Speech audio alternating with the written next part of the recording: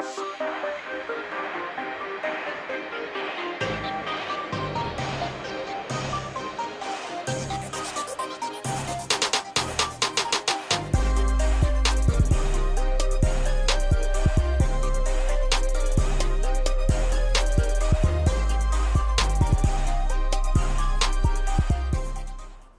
right, no messing around. And it's one of those days where we're going to be kind of flying here. Literally after what happened last night in Santa Clara, it is Thursday Thoughts. John here, you there. And in trying to figure out what we can do this morning, my guess is I'm going to go long. And it's because we got the Power Hour in hour number 2. We're going to talk about what happened yesterday. We're going to talk about what happened in Santa Clara in depth. We got to go over what happened here in Atlanta. We got to go over what happened in the middle game in Seattle. We got to get you ready for today. Got to go over news and go over things. That's the official term. And so because of what happened late last night on a couple of different fronts, we are going to have some reffing down here. We are going to have some analysis. We are going to look at highlights and numbers and things like that after we bring Bart Keeler in, because Bart's on a clock. Bart actually has like real world stuff that he's got to tackle, like, doctor's appointments and things like that. So Bart, technically, when he comes in and visits here in just a second, is going to be opening kickoff, brought to us by our friends at Black Pitch Coffee and blackpitchcoffee.com.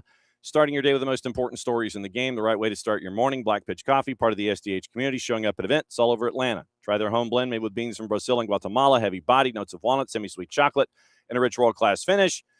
Opening kickoff, brought to us by our friends at Black Pitch Coffee and blackpitchcoffee.com. All right, no screwing around.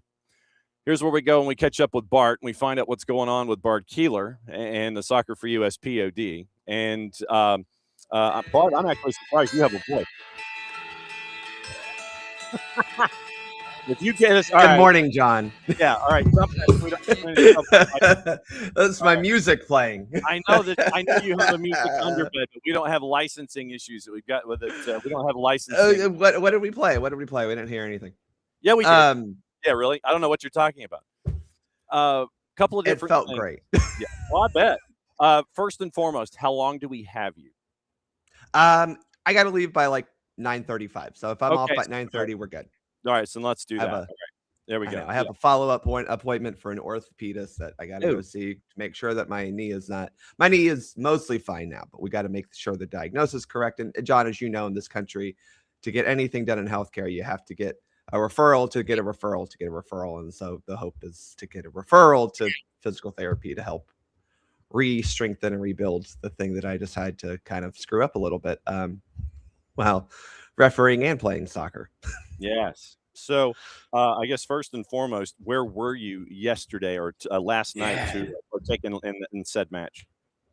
I was at Decatur Watch Fest. We were outside in the very hot and humid Georgia summer. I'm glad that we waited until the knockout rounds to have the steamy, hot cauldron that is Atlanta come around. So it was hot both in the air, and also, John, the atmosphere was just, it was electric at the end of that game. Yes. Yeah, the boss was there. And also when you add the artificial surface that folks are sitting on looking at the big monitor, you have that thing that we circulate around 364 point something days a year for a complete orbit. And you have all of that heat bouncing off of that welcome mat that comes up. And yeah, I made it there early second half to pick up the boss to make sure that she got a safe ride home. I know of which you speak, by the way, but Decatur Watch Fest does a fantastic job. That place was wall to wall last night, and it was loud. It was.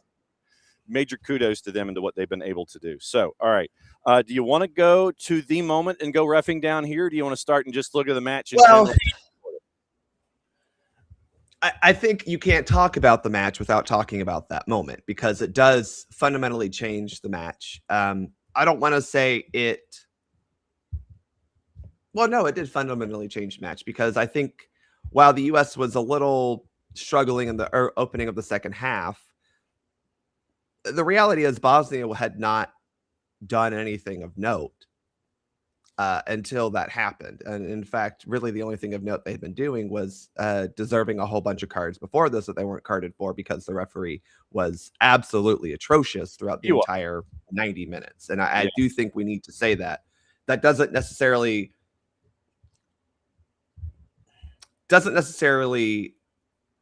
build my judgment of the decision for the red card to Flo Balogun, but it does kind of color the rest of the match, because that was one of the problems with the U.S. Well, one of the problems the U.S. had during the 90 minutes is that you had a referee who did not adjudicate this match fairly whatsoever until all of a sudden he decided that he wanted to put himself in the match. And, you know, I don't want to get too much into other games, but that was 2 matches in a row that VAR and referees decided to make incredibly borderline interventions on 2 decisions, one that actually did decide a match, and one that, very easily could have. And it's weird that we went all tournament long without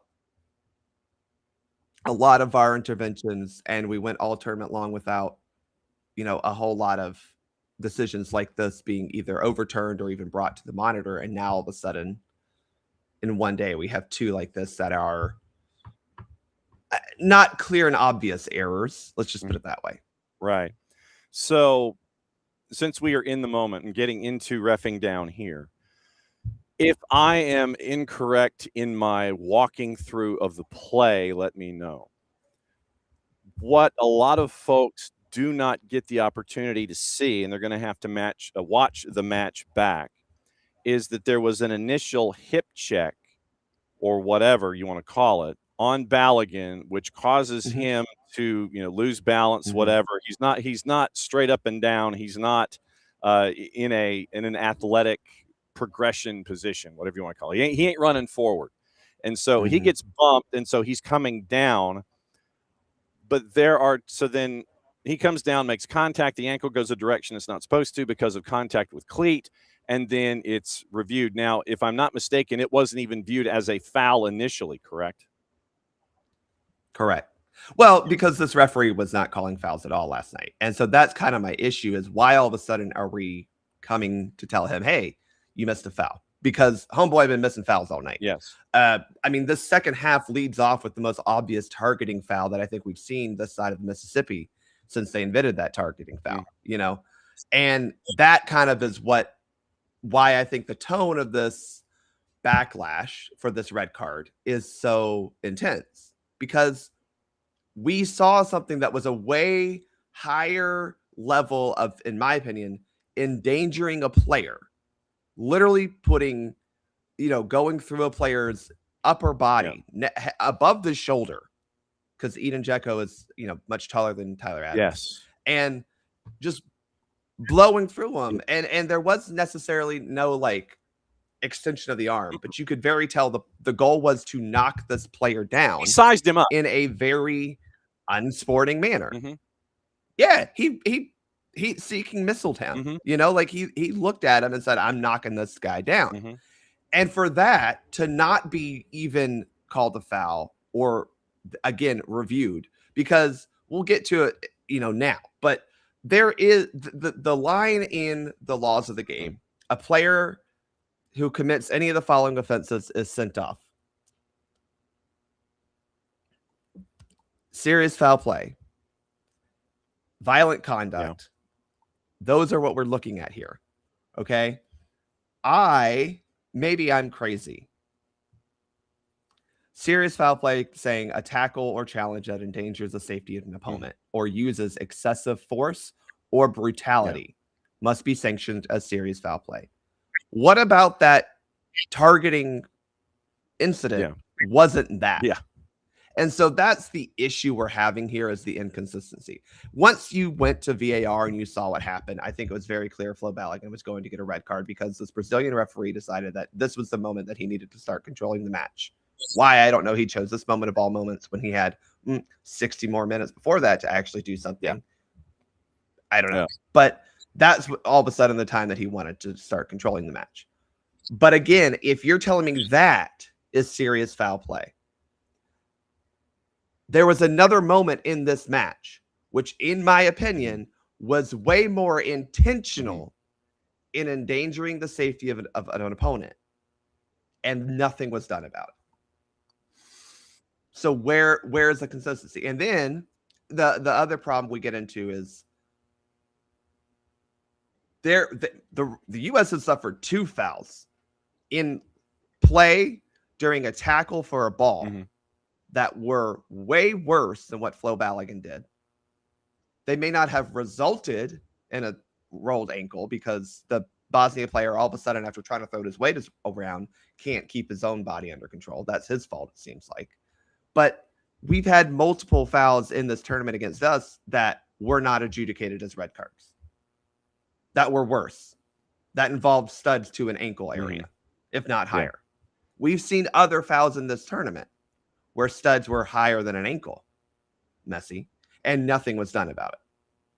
So again, I think the issue is more, wait, why is all of a sudden this now not only a VAR intervention, which was probably an incorrect intervention, but then further, why was this all of a sudden now a red card? And you end up now not having Flo Balogun for the next match because this is 66.4, I believe, in the FIFA rules regs, where it is not something that is reviewable. They can add games on, and then the United States, if that does in fact happen, the U.S. can challenge that. They cannot challenge the initial red card with Folarin Balogun going forward with the matchup coming up against Belgium. So that's where we are here in the Dzeko lowering of the shoulder and sizing up Tyler Adams. That got a lot of folks fired up, understandably so. And I literally, when that moment happened and it was finally posted where I could Zapruder it and look at it, you see Edin Dzeko look to his left, and it is flush left on the highlight. Literally, Edin Dzeko's on the left-hand side of the screen. He's looking to his left the entire time, and he sees Tyler Adams coming.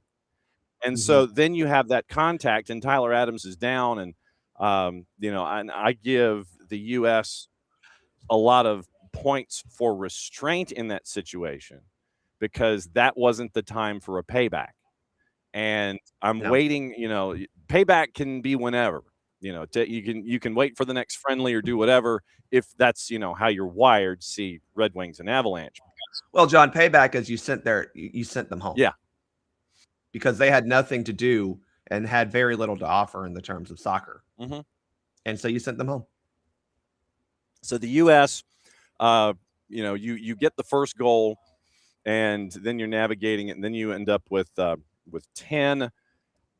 How did you think they navigated it with 10?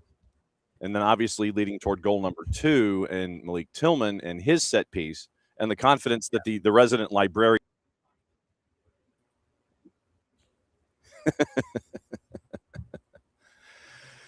Oh, boy. So what did you think of them? Stop being critical of FIFA, I guess. Yeah, really. Well, so then what did you think of them playing with 10, and then you end up with the moment with Malik Tillman to get the second? Yeah. Well, I don't think they started off with a great idea of what their individual roles were in the defensive shape, which kind of understandable when your striker goes down. Who's the outlet now? Who's supposed to be the highest up the field? Right. But I think more importantly, defensively, it was a little like, oh boy, we need to kind of retreat back into more of a 5 defender formation, or totally go into 4 defenders, depending on how you wanted to do it. If you want to do 4-4-1, but I don't think they really had a great understanding of what their roles were in that particular formation. It did get better once you were able to call them over for the 4th quarter break. And I think after that, you saw them look. Bosnia did not really offer too much. 8 shots, 3 on target, a quarter of an expected goal. So while XG is not a great single match metric, it does kind of show you that, they kind of got some shots off. Not a lot of them were really super challenging. And not a lot of them were inside the penalty area, which I think was the biggest thing for the U.S. is while Bosnia decided that, their best route to success was probably going direct and put the ball in the mixer type soccer. The U.S. defended that pretty well. So credit to Tim Ream, Chris Richards. Those guys were very good in the air, winning balls. After the fourth quarter break, put your fours up. I thought specifically McKinney and Tillman, not Pulisic just because I don't think that was his role, but specifically McKinney and Tillman reorganized themselves in the midfield, and that helped create a little bit more pressure on the Bosnian attack. We had a little bit better rotation, especially on the right side, trying to defend crosses. And look, a cross is not a great attacking plan, as we've seen from Atlanta United over the past few years, unless you're able to then capitalize on it. And again, I thought Bosnia, for the most part, was unable to really capitalize on it, despite having 6'6" oafs whose only job is to knock people down. They weren't able to do anything. And again, you have to credit Tyler, you have to credit Tim, you have to credit Chris, you have to credit Tyler, you have to credit Wes, Malik. Those guys in the side of the penalty area, especially, and then clearing out of the penalty area, really solid. Again, you did not give up a whole lot of chances. I mean, 3 shots on target when Bosnia is fighting for their lives. I think that does say everything you need to know about the defensive solidity that this team showed. Yeah. It is early returns, but we do have the question, I think, from Abby. So who's striker? Is it Pepe? Yeah. It's probably Pepe. That has been what Pochettino has shown us. I mean, even in this game, who comes on the field? Pepe. I actually think this game probably made a little bit more sense for Haji Wright, because he kind of is a better in transition counterattacking striker. But no, I think it's going to be Pepe. I mean, that seems to be what Mauricio Pochettino has shown. It's the most like for like we could probably get. It doesn't really create a whole lot of changes of how you would play to him or through him. And look, I don't think Pepe's had a fantastic tournament, but I also think he's a very capable striker who's shown, throughout a lot of his time to be able to find his way into the box and score goals for the U.S., which is what you're going to need, because Belgium's going to get gifted a goal or two by the referee, and you're going to have to be ready for that. We'll have those highlights in a sec. So do you want to answer Alex's question? Which one's Alex's question? Sorry. Oh, not that one. Yeah. I didn't have the chat. I didn't have the chat. Why did Arsenal run set piece corners for all of world football? So Newcastle to Arsenal. Well, I don't think we ruined it because we actually score off of it. Yeah, I think other teams ruined it for themselves by thinking they could pull an Arsenal and score off of set pieces. What else are your takeaways from last night? We're going to hear from Mauricio Pochettino coming up in a sec after you had. John, you've seen the movie Major League too? Unfortunately, yes. I love that movie. But that's the thing. There's a scene. Major League in and of itself is fantastic. Major League 2 annoyed me because of Rick Vaughn and his, corporatization and all of that stuff. Major League 3, where they were on the farm in Charleston with Scott Bakula as manager, actually had some more character moments than I thought Major League 2 is. But proceed. All right. Pedro Serrano is having trouble with, again, his slugging percentage and batting average and all those things. He's going through a long, arduous slump. And he finally kind of gets alive, and there's this scene where he and a couple other players are doing this celebration. Marbles! Yeah. But down lower. Yes. That's my tactical analysis. Yeah. That's my tactical analysis from last night. That was the type of game. Because look, let's be real honest. Yeah. You're in the knockout rounds. Tactics are whatever you need to do in that moment.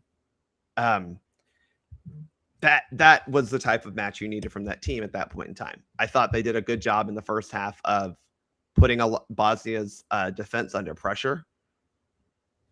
Weren't really super fruitful, but in that first half, they broke that offside line, which was terribly constructed, by the way.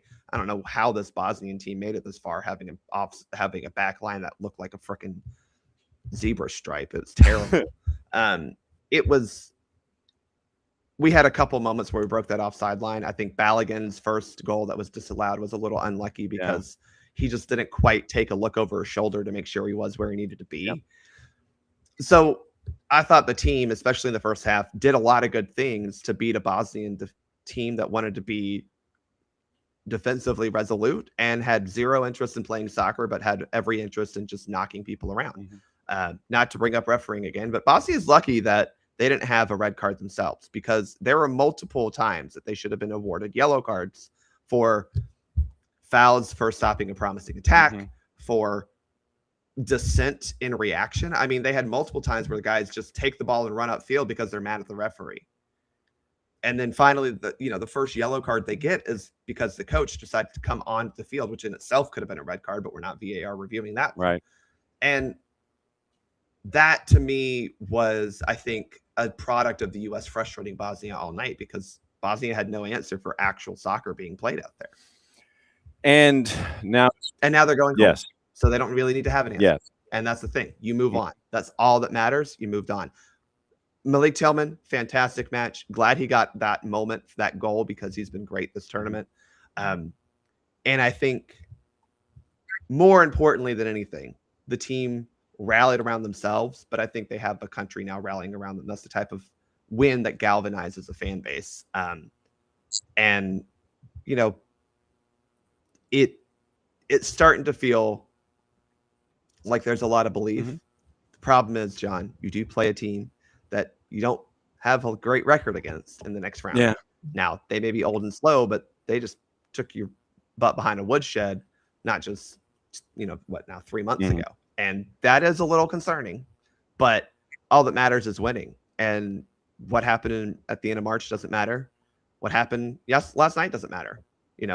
What happens on July 6th is you put more goals in the back of the net than that team from Belgium. And that's all that matters. There you go. Please head to your orthopedist, and hopefully the wording and the pathway is a fairly decent one for you. So thanks for coming in and crashing really off the top, because after what happened last night, I'm like, hey, wait a minute, we need to bring you in. So we brought you in, and get out of here, go to the physician, and enjoy your cups and your licensed music in another place. So we'll see you Monday. Unlicensed. Yes. No one heard anything. Correct. So we'll talk to you Monday. So there goes Bart, everybody. And so Bart is going to be probably singing in his car for the next day or so. So thanks as always to Bart Keeler, especially for answering the bat signal. Get this. Big Papa Pump himself actually has a description about what happened. Bosnia walks into this match thinking it's 50-50, but they forgot to carry the USA, divide by freedom, multiply by America, and subtract all their confidence. Numbers don't lie, and they spelled disaster for Bosnia. Holla, if you hear me. So Big Papa Pump is registering his thoughts this morning.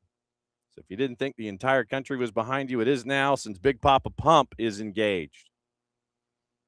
Thanks, as always, to Bart Keeler and the Soccer for US POD. And episode 148 will be posted later today, because I forgot to post it when it was supposed to be posted. So you get a bit of a flashback episode with Soccer for US POD 148. That's opening kickoff, brought to us by our friends at Black Pitch Coffee and blackpitchcoffee.com. Starting your day with the most important stories in the game, right way to start your morning. Black Pitch Coffee, part of the SDH community, showing up at events all over Atlanta. Try their home blend made with beans from Brazil and Guatemala. Heavy-bodied, notes of walnut, semi-sweet chocolate, and a rich world-class finish. Opening kickoff, powered by Black Pitch Coffee and blackpitchcoffee.com. All right, so since we are in this match in particular, let's go to the beginning and then work our way forward. There's a moment that we need to discuss, or at least to perhaps enjoy. And of course, I didn't post the silly thing. Hang on just a second. Did I? Where is it? Where did I file it under? Oh, here it is. Genius. All right. So you think you post everything that you need for the morning show, and you don't. So here is, once again, courtesy of our friends, and this is where we get our highlights from this morning, our friends at Telemundo Deportes. And when it comes to games themselves, you know that when you are in this situation, you always defer to Andres Cantor. So we defer to Andres Cantor in this particular highlight because it is goal number 2, second half, and we pay attention to the hold notes. Here's the call. Esta es para Estados Unidos que juega con 10. Lo pisó Adam Stillman. Toma carrera Malik. Robinson con zurda. Frontal la carrera de Tillman. Ahí va Tillman. ¡Gol!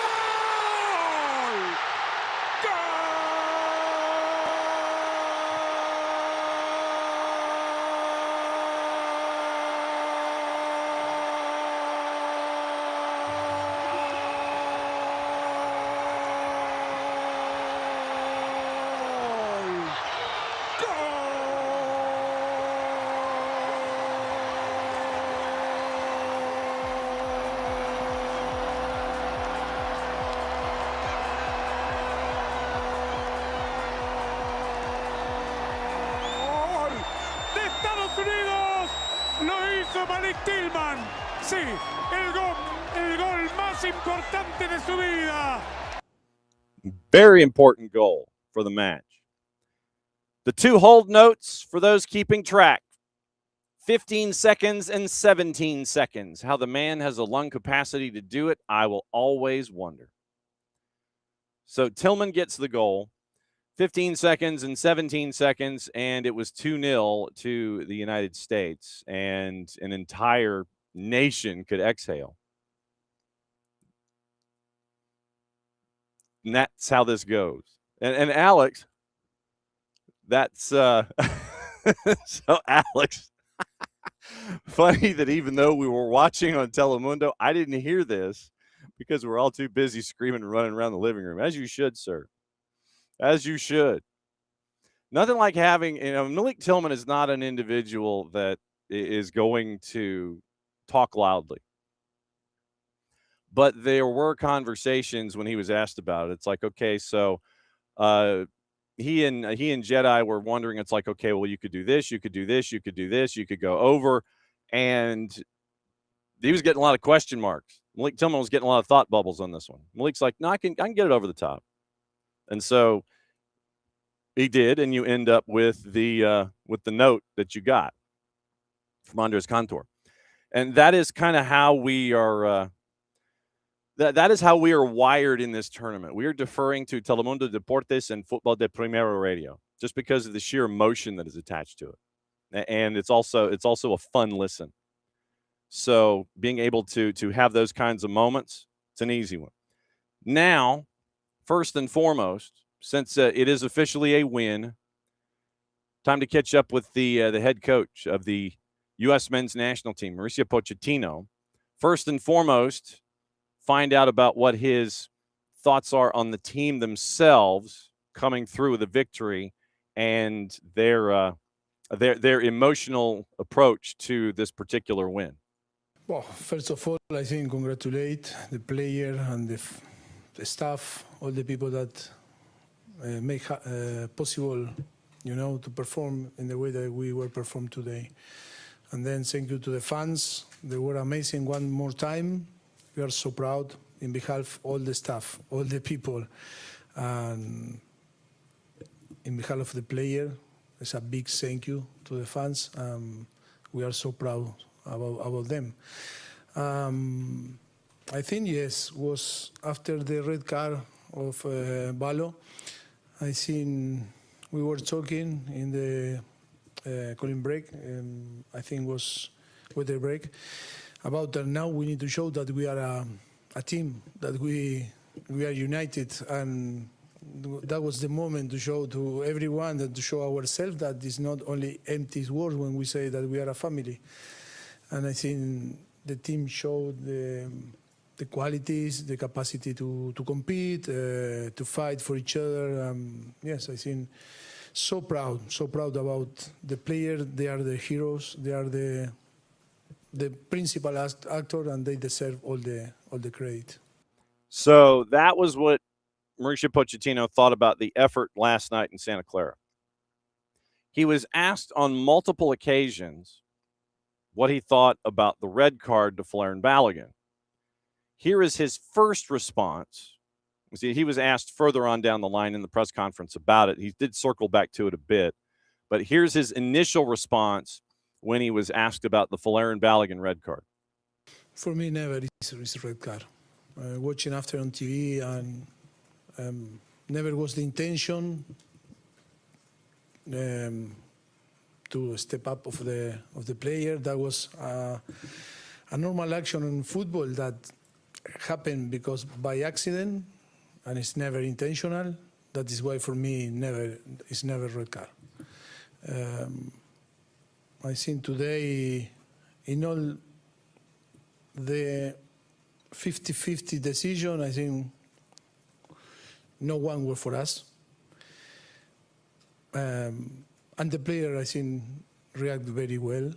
We control that emotional part of the game that was so important. I think is to prize the player, because in the way that we control our emotional game, I think how they managed the situation was amazing and showed that we are mature enough to keep continuing, competing. Mauricio Pochettino after the match. So let's get into the numbers of U.S. and Bosnia and Herzegovina from last night. So going into, I'm not going into team of the week because that's kind of a silly thing. So starting lineup once again for the U.S. Number 17 U.S., number 64 Bosnia and Herzegovina. So your starting lineup,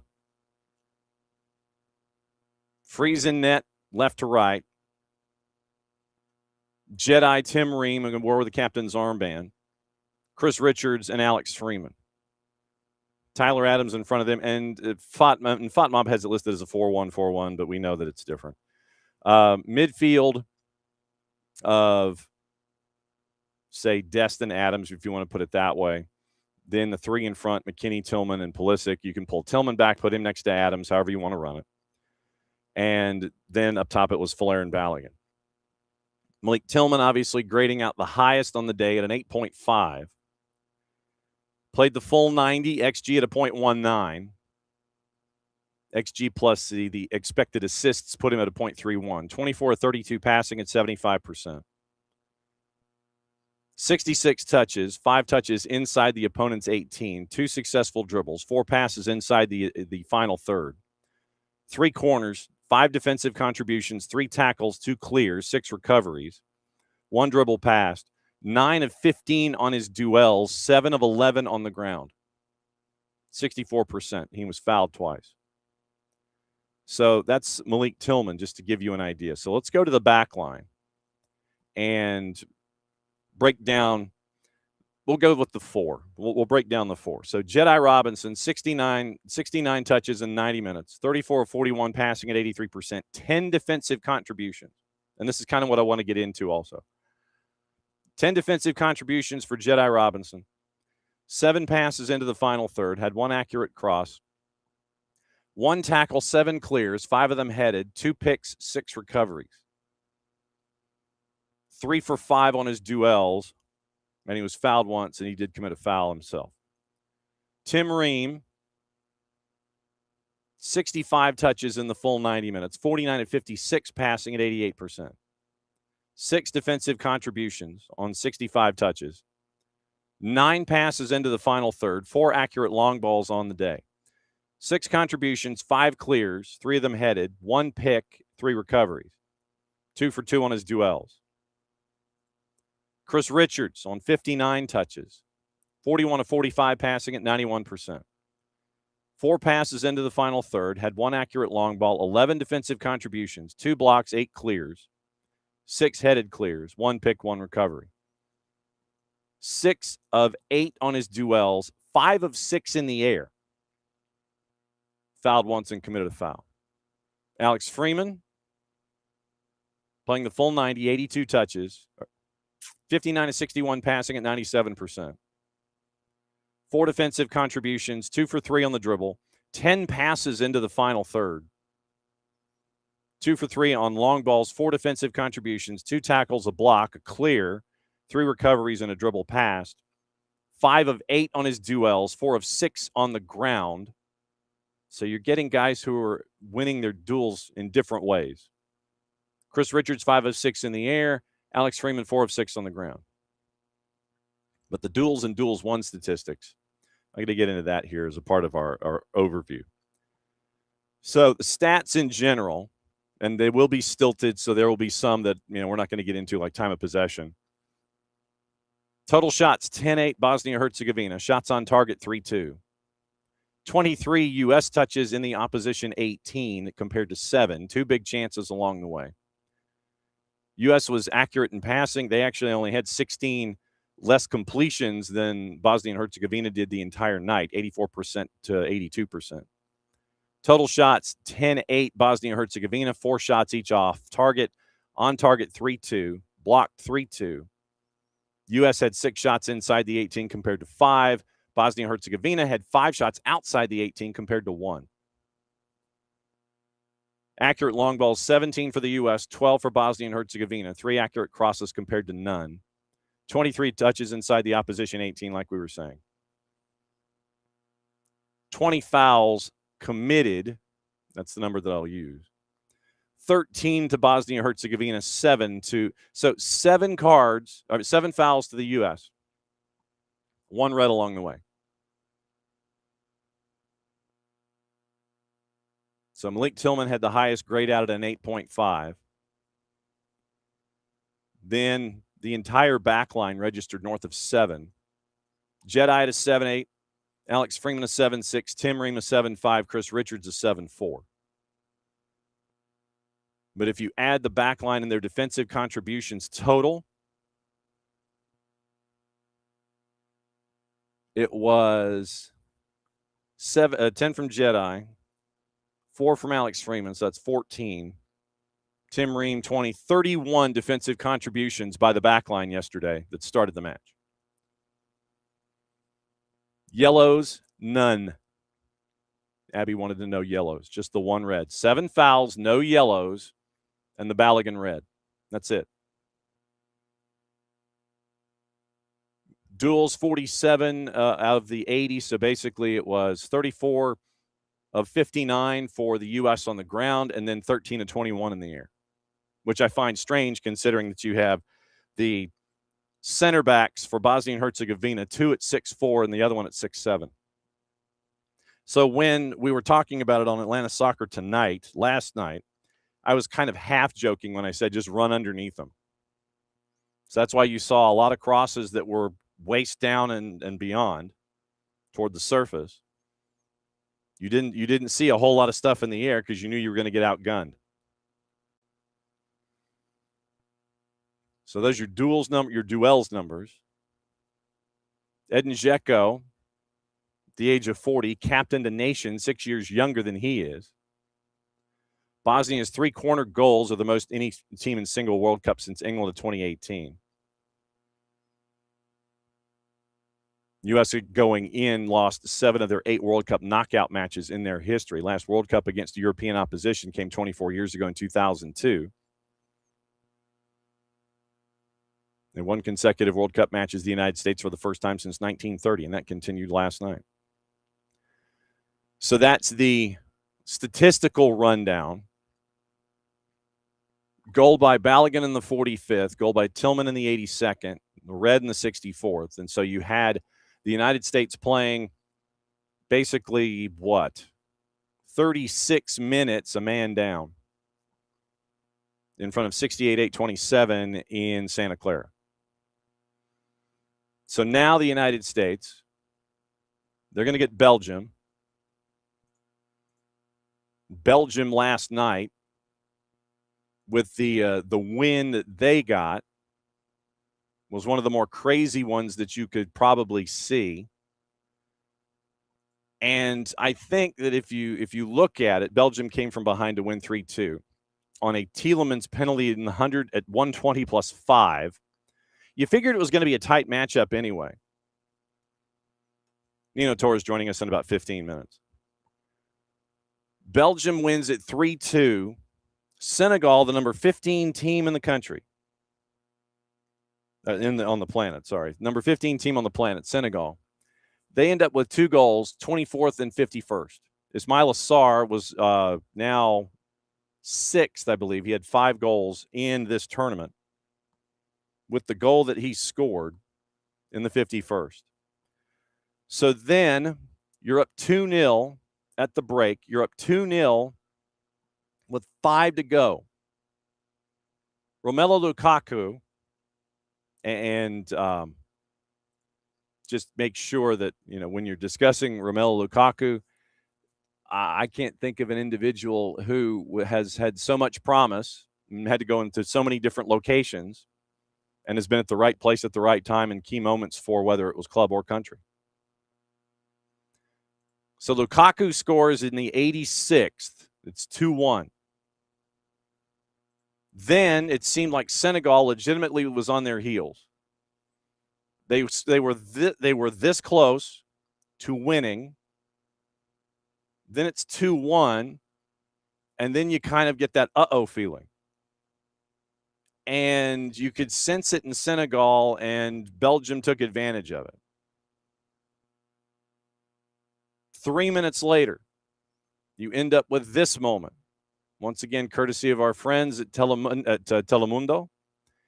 And you end up going from 2-0 down to even Steven in 3 minutes. Here's what happened in the 89th. Centro de Trossard al área.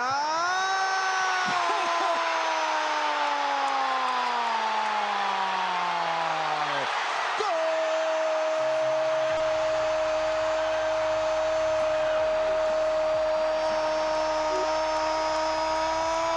de Bélgica! Apareció de cabeza Yuri Tielemans en el centro de Leandro Trossard. Salió mal el arquero que se equivoca. Nadie en la defensa la pudo despegar. Y el más bajito de todo gana por arriba. Yuri Tielemans, el capitán.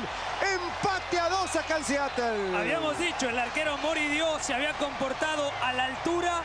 Acá me parece que sale de forma muy equivocada. Se queda a la mitad de camino. And there you go. There's your goal that made it 2-2. They go into addeds, and Yuri Tielemans scores at 120 plus 5, and you end up right there with the Duke. Down 2-0, 2 goals, 3 minutes, 2-2. Yuri Tielemans, and yes, it was a penalty. At 120 plus 5, and that is the end of it. 3-2, down 2-0 to come back to discuss what's going on there. 3-2 winner. They move on. They take on the United States. And we will go through all of that once again, all of that hype, all of that attention, all of those other things. That's going to be moving forward. But it is the USMNT going up against Belgium, Senegal, and I think that you found out first, and you were reminded anyway. You were reminded about everything that the consistency of the inconsistency of Senegal at times. You see it with Ivory Coast. You see it with Senegal. You see it with Ghana. It's like they could be gangbusters, and then a moment turns, and it's turned on that proverbial dime, and it could go the other way. And you saw that yesterday with Belgium and with Senegal in the round of 32. So hang on just a second. I'm discussing this on All Things Considered locally here in the Atlanta area later this afternoon. And so I'm trying to figure out topics. Yes. Let's see how the Ben, I know this is incredible television, in fan engagement, all turning. Okay. All right. So that is, all right. So that just trying to figure out what I'm going to talk about at noon. So we're going to do it at noon, and it'll be up later this afternoon. Peter Biello and myself on GPP's All Things Considered. So Belgium wins at 3-2. Tielemans with a brace. And it is 24th and 51st with Senegal 2-0 lead. Lukaku 89th. Tielemans 86th. Tielemans 89th, and then again at 120 plus 5. crazy stats. Crazy stats. And expected goals, get this. Expected goals for Senegal, 3.58 to 1.74.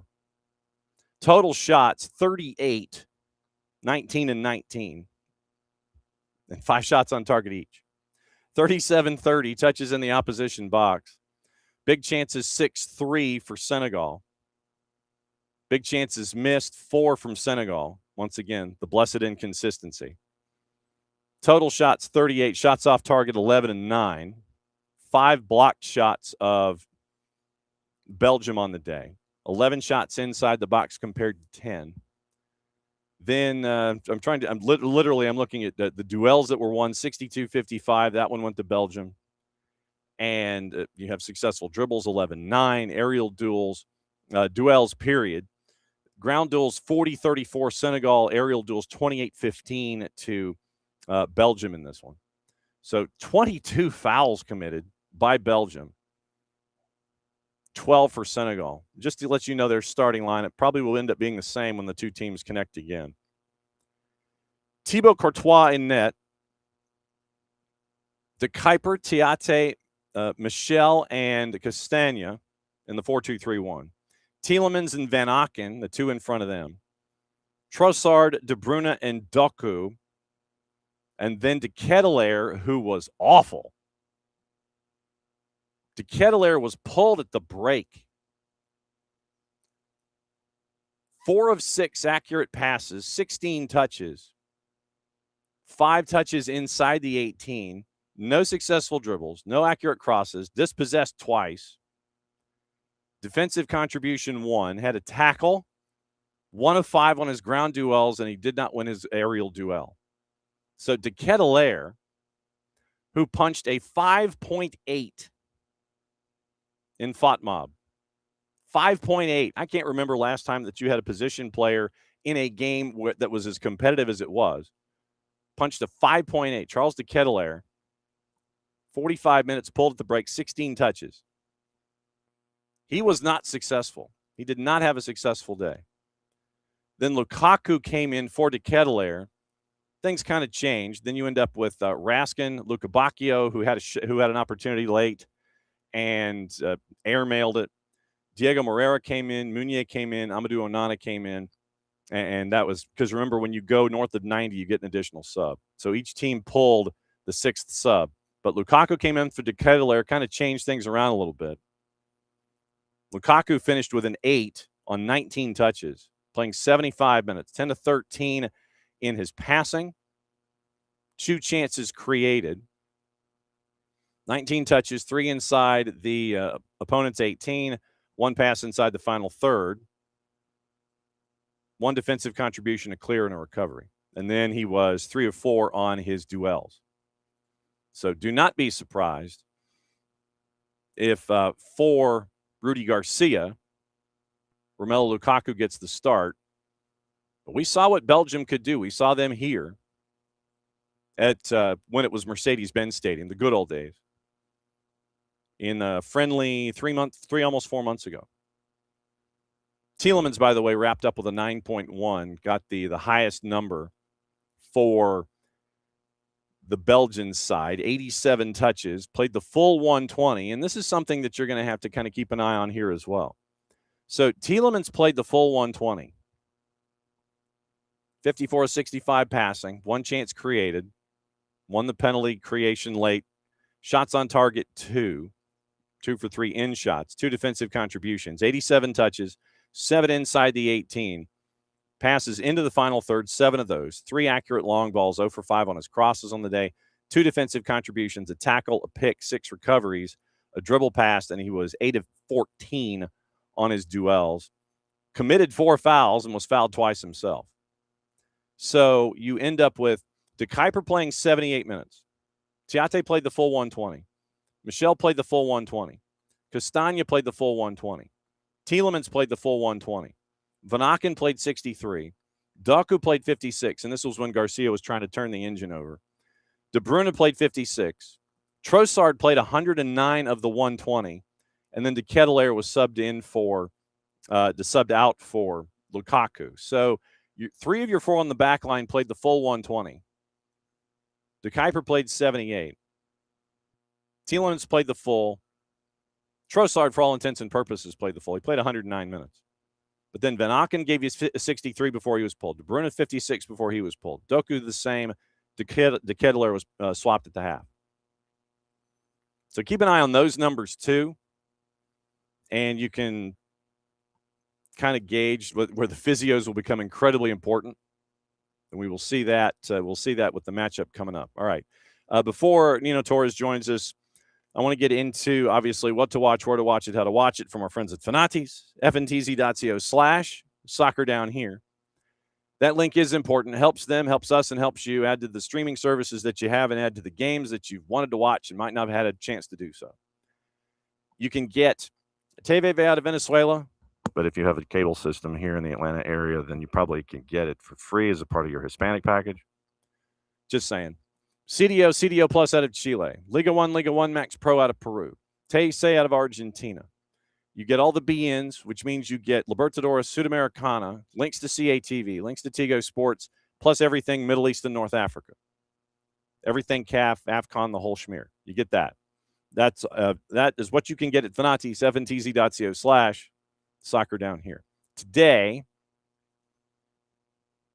as we slide past everything that was up and running. So today, USL League One is on the Deuce at 9:30 from Boise. One Knoxville goes to Boise. That's going to be a fun one. Big FOX has Spain and Austria at 3 and Portugal and Croatia at 7 Eastern. FS1 has Switzerland and Algeria at 11 for the after dark knockout stages. Telemundo has all 3. ESPN Plus has USL Championship, Birmingham Legion, and Detroit City. That's at 8 o'clock. Fox ONE has Spain, Austria, Portugal, Croatia. Peacock has all 3, the 3 o'clock, the 7 o'clock, and the 11 o'clock tonight. So let's get you into the juice boxes for the 3 matches, see if there is anything that is different. In the World Championship, Spain, big favorite at 3 o'clock at a minus 345. Draws a plus 475. Austria is a plus 1100. Portugal, night side, a minus 141. That margin has kind of gone up a little bit from like minus 135. Draws a plus 280. Croatia is a plus 420. Late night, Switzerland, dead even. Even money plus 100. That's gone down. Draws a plus 225, and Algeria is a plus 340.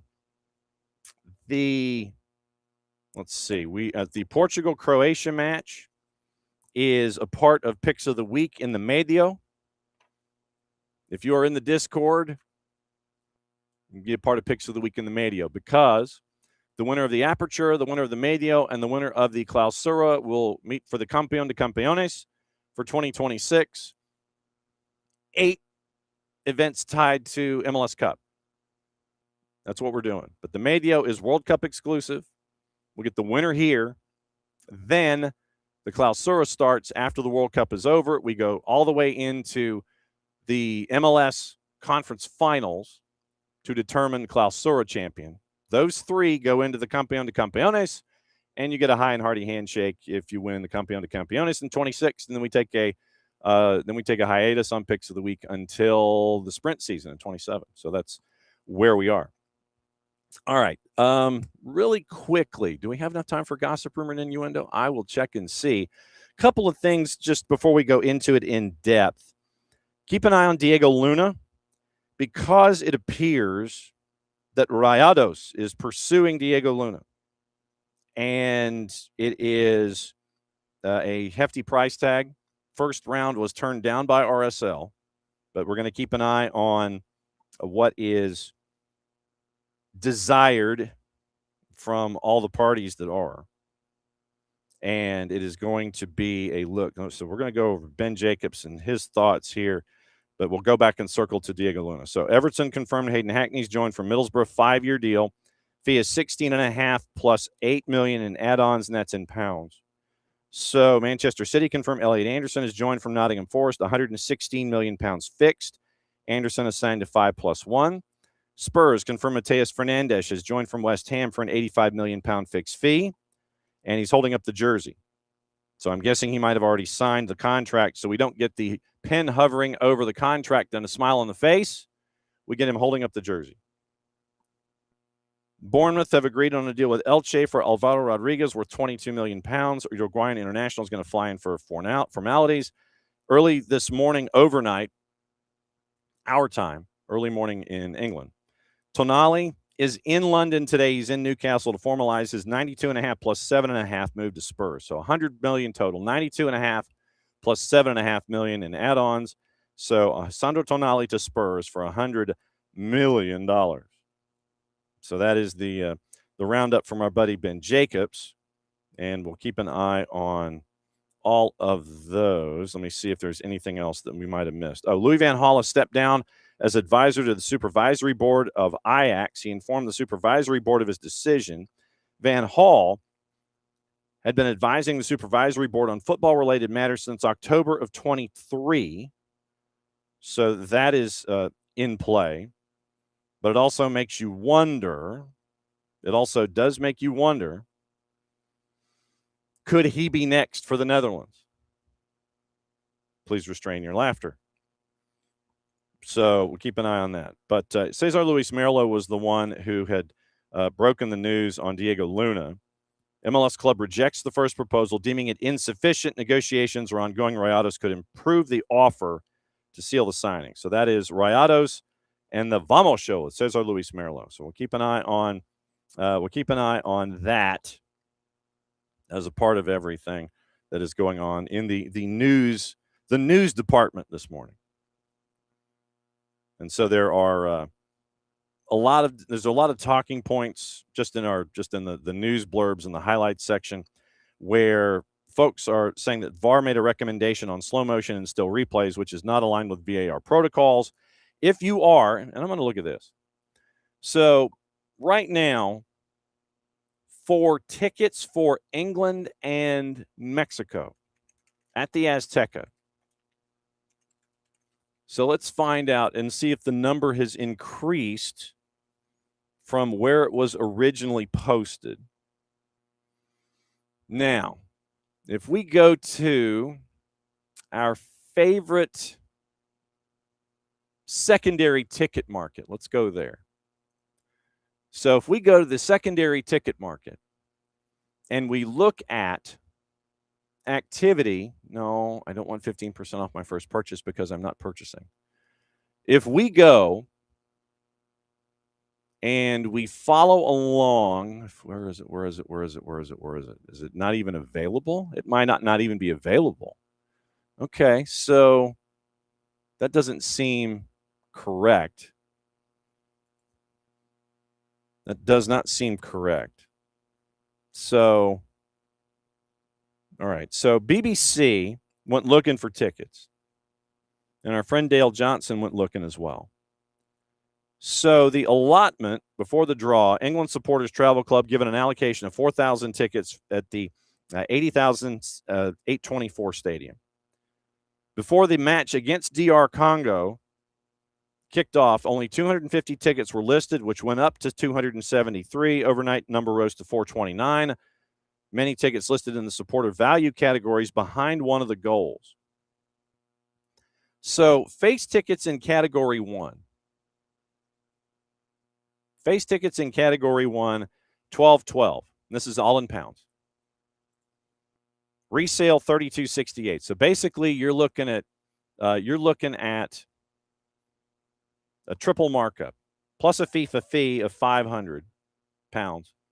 All right, so now I'm in one of the secondary ticket markets, and the get-in is $3,800 including fees, and that's to be in the 600s for this matchup.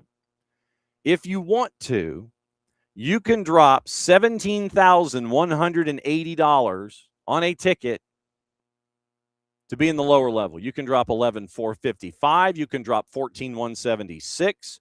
You can drop $17,180. And I imagine they're sweet tickets. But the get-in is $37.66. And you cannot pay me enough to go sit in section 666 and still pay that $37.66. We'll keep an eye on this one. But it is now after 10 o'clock. And we know what that means. that means that I have topics I haven't seen, and we go places that I might know about a little bit, but not a whole lot. And this is why we check in with our friend Nino Torres, who you could tell. I was looking at Nino in the green room, and it's almost like he's at the stoplight and he's revving the engine. He's got a stick shift, and you're revving that engine, and then when the light goes green, you want to slam it into first, and you want to squeal the tires and everything. Yellow, yellow, yellow. Yellow, yellow, yellow, soccer down here, fans, and welcome to this fantastic Thursday. Because what? Tiggy's World Cup song. Yeah, go, Marcelo, go, drink out, Fernandez, rolling out. Oh my God, that's Original. Oh my God.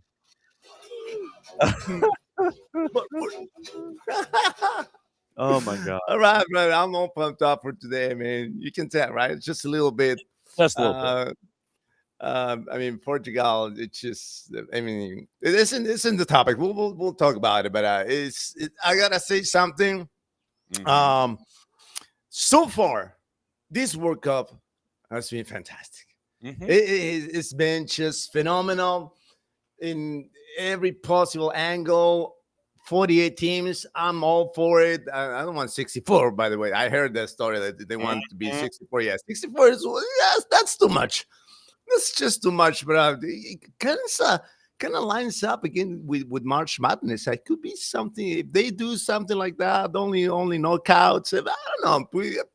It might work out. Now I'm sold on the 64 teams. You're delusional. What's going on with you? I don't know. But I'm so happy, and I'm excited, man. It's just, Johnny, this is an amazing World Cup, man. Mm-hmm. Amazing World Cup. We got drama, we got controversies, we got everything. And of course, the superstars. Mm-hmm. This is the World Cup of the superstars. There's not a single World Cup since I'm watching the World Cup since 1982 that I remember that all superstars shine at the same time. I never seen that one before. Mm-hmm. And I don't know about the 78, 74, 70 because I wasn't around. But I was around, but just I couldn't even talk. But anyway. Yeah. I just have this like a 4-year-old sitting there watching the World Cup. Yeah, I got a fantastic memory, but I don't recall when I was 4. Yeah, I don't. So since I remember the first cup that I watched was 1982, I don't recall any competition like this where every superstar showed up the way that they're showing up. Mm-hmm. Yeah, for me, my first one was Copa del Mundo Mexico 86. All right, that was great. That was awesome, man. Awesome. Mm-hmm. That was where I was first exposed to Tony Tirado and everything that Telemundo brought to the table, and that was my start. Just watching it all day long, and they're going game. I was digging it. So that was my first. The topics that you have, sir, you have 6 topics. Yes.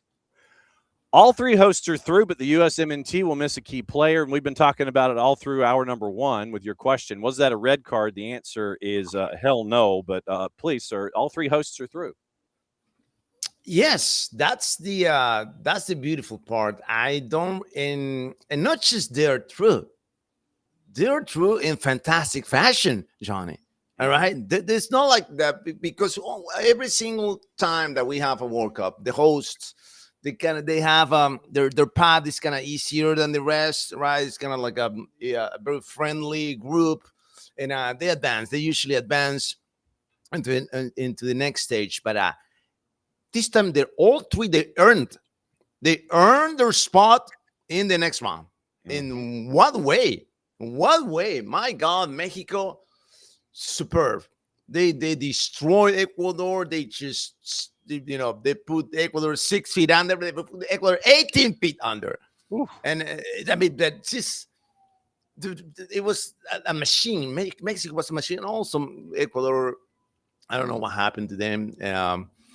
that's I don't know what's that effect called when you after you achieve something spectacular, you kind of still in that movie that you watched, and this is a different movie, this is a different field, this is new, brother, and you have to win to survive, and they were not there, and I know we're talking about the host, but I want to say a little bit of Ecuador because all the hate that Becassis is getting now, all the hate that Ecuadorian media, oh my God, they are just mean. You know, the mean girls went on steroids. The mean girls on steroids. It's just like you're watching the high school bullies going after the. What are you talking about, brother? I mean, because he did the right thing. He put the right players. They just could score. They just could score, and on top of not scoring, there was the best defense in CONMEBOL showed up as the worst defense in their worst way, the worst performance from Ecuador against Mexico. So I would not blame on the coach. And honestly, I would not blame on the coach. If I were the president of the Ecuadorian Federation, I would extend the contract to this guy and to keep working and keep searching and keep bringing the things that he brought to the table. They forgot that they qualified when they enter the tournament with a -3, and they finished second with Argentina and Brazil and Colombia in the same group. Are you kidding me? And you are complaining about this guy? That's where the chauvinism takes place in Ecuador. I want to say to my friends from Mexico, I love you guys, but you and the Ecuadorians are the most chauvinistic media in the entire continent. These are the two nations that they're the kings of chauvinism, and that really hurts. It really hurts the impact, the national team and everything else. But back to the host. I have to derail a little bit, right? Back to the host. This is the most impressive U.S. men's national team that I ever watched, Johnny. This is I don't recall a team, a U.S. men's national team playing with this dynamic. And everybody talks in the U.S. about, why do we have our best athletes playing soccer? These are your best athletes. This is the most athletic national team that I've ever seen. And this is what Pochettino understood about the American soccer player. They're athletes. So I want them to play like an athlete. I want to turn this team into an athlete of 11 heads. And that's what he's doing. And that's how this team is performing. The way that they're going through the transitions, they're just like going 100 miles an hour. They're opening fields. They work on the seams. It's just like the variety of options that Pochettino brought to the table for the U.S. men's national team. You guys, I mean, I don't know what's going to happen with the team this year, but this guy should stay for, I don't know, 10 years. I'll give Pochettino a 10-year contract and watch what happens, because only in 2 years, this is what he brought to the table. No other coach had the men's national team playing like this. No other coach. You can talk about Bruce Arena, you can talk about Berhalter, you can talk about whoever you want. But no other coach has brought the level of performance that Pochettino brought for the U.S. men's national team. This is the best team ever, period. I don't want to... you want to fight with me? Come on, fight. Because you're going to lose. How are you feeling, Johnny? How are you feeling about your team? How are you feeling? How are you guys feeling about this team? This is my view, but I want to see your view. For me specifically, we've, in certain circles with, hometown teams and things like that, one of the things that has always been missing for me is two things: aura and garra. All right. And you're seeing those now, where Christian Pulisic, he's got that aura about it. And it's just like, he's not getting wrapped up in any kind of hype talk or anything like that. It's just, all right, locked in, let's do the thing. and we're not going to get too high about it, not going to get too low about it. We're going to navigate what's going on in front of us. You're seeing a great collective defensively, and you're seeing where Pochettino wants to have folks stay at home. He wants to have them go forward. The wingbacks are turning into offensive trouble. You're seeing those societies that we always like to talk about, the triangles on the left and the right. And for me, one of the things that I've always been bugged about, and this goes club, whatever, if one of your guys gets bumped, popped, fouled, cleared out, cleaned out, for the longest time in a lot of the clubs that I've been attached to, you haven't seen the other guys come up and back your player. It's like, one of our guys gets knocked down. It's like, yeah, okay, yeah, all right. Now you're seeing a collective answer. One of our guys, you see the brothers in arms. That's what you see. Yeah, and so to be able to see that and to witness that, and to have Mauricio Pochettino share not only love but attention and understanding the value of family. And that to me is invaluable when you've got that. When you know that when one of your family members, one of your brothers gets knocked down, that everybody else is going to come after you. I mean, like I said, it's not quite like the Untouchables movie where Sean Connery says they send one of yours to the hospital, we send one of yours to the morgue. It's not that bad, but it's the same kind of answer. It's like, we're not going to take any ish from anybody. You knock down one of us, the rest of us are going to come calling. And that's cool for me to see that kind of brotherhood. And that you mentioned family. You remember that movie with about Michael Orr, right? Yeah. With Sandra Bullock. What's the name of that movie? What's Blindside? The Blindside. Blindside. When Sandra Bullock pulls out the kid out of the field, and the kid was not understanding how to use his force, and he says, "You see this guy? He's your family, right? Mm-hmm. The coach is your family. You understand that?" And then he clears out. Oh, okay. This is what it's all about. And that's exactly what was happening with Pochettino and the U.S. men's national team. Because also Pochettino, in a recent I don't know if it's a recent interview, I heard it this morning. He values relationships more than tactics. All right. So if the group is united, if everybody's on the same page, if everybody feels like there's a family, we can work it out. But if he works out that part for us, the emotional part, the relationship part, more than anything else. Of course, he's a freak when it comes to tactics, but he values this. And this is what you got. This is you see it on the field, you see it on the pitch, you see the aura, you see that. The eyes, Chico. The eyes don't lie. The eyes never lie. We all lost our faith in Belgium, but they play a rerun of the 2018 party. But they're also 8 years older, dude. It's just ridiculous, man. Ridiculous. How did that happen? There was like no way. I was watching the game, and everybody was complaining, why Lukaku is not playing? Why Lukaku is this? And then Lukaku got in. And then Lukaku got in, and that guy, he's a lovable dude, man. I mean, he's ginormous, man. But the way his footwork for us, what is he? He's 6'5". I think he's like, I don't know how he's 6'5", 225 or something like that. To check it out, Johnny. I think he's 6'4", or 6'5". Efforting, but I think he's like, I don't know. He's downsided now. He was bigger before, but listed at 6'3". 6'3". All right. So, yeah, 6'3". So yeah, I'm right. He's 6'5".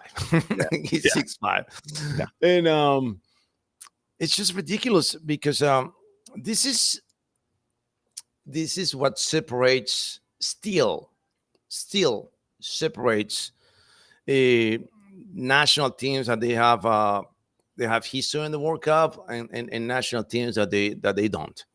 I don't care what you say. I mean, and the only probably there every World Cup there's a team out of nowhere that makes a deep run like Morocco. This is not the case with Morocco this year. Morocco this year it's a scary team too. I don't think that anyone wants to face Morocco. But putting Morocco aside, we're talking about the Japans of the world, talking about the Congos of the world, talking about Cabo Verde of the world. I don't know what's going to happen tomorrow, but I'm going to be cautious watching that game too. I'll be cautious watching that game too. I'm not. All the Argentina media is, oh yeah, it's a piece of cake. Yeah, we're going to win this game, with our eyes closed. I don't think it's going to be like that. I don't think so. But back to the Belgian game. When it comes to the level of competition that these guys are coming from, when it comes to players that understand what's to win in the World Cup, what's to reach the semifinals of the World Cup, it takes a toll on the opponent. It takes a toll on the opponent. It takes a toll on Japan. It takes a toll on these teams. Are like they believe that they are there, but then they just for 4 or 5 minutes they lose their focus. And that's when the big teams come right up and they buy you in the rear end. And I say 4 or 5 minutes, please. I understand that we have all this technology now, all these the avatars and the offsides, but momentum. All right, you can't quantify momentum, please. Okay, you show me the map. Oh, this is the momentum. Change the momentum. No. Get rid of that, brother. There's no way that you can quantify the momentum. Momentum is a piece of time that when the energy changes, you can't read that with a machine. You can't read the energy changing. You can read you might change those metrics that they're showing, changing the momentums. It's a possession. That's possession. That's not momentum. The momentum doesn't flip like that. No.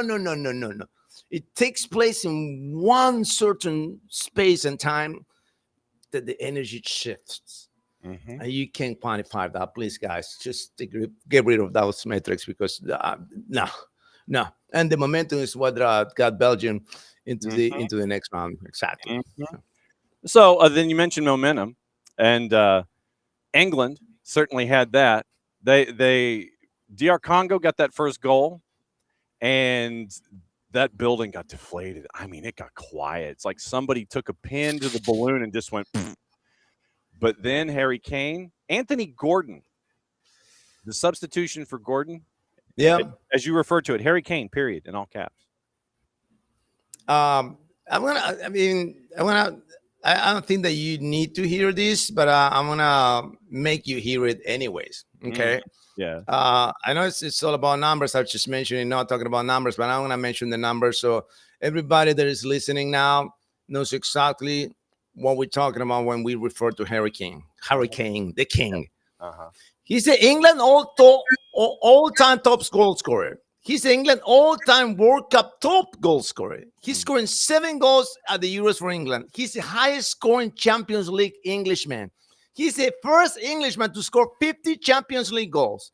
He won 3 Premier League Golden Boots. He won 3 Bundesliga Golden Boots. He scored 25 plus goals in 6 different seasons. He scored 213 Premier League goals, 72 goals this season.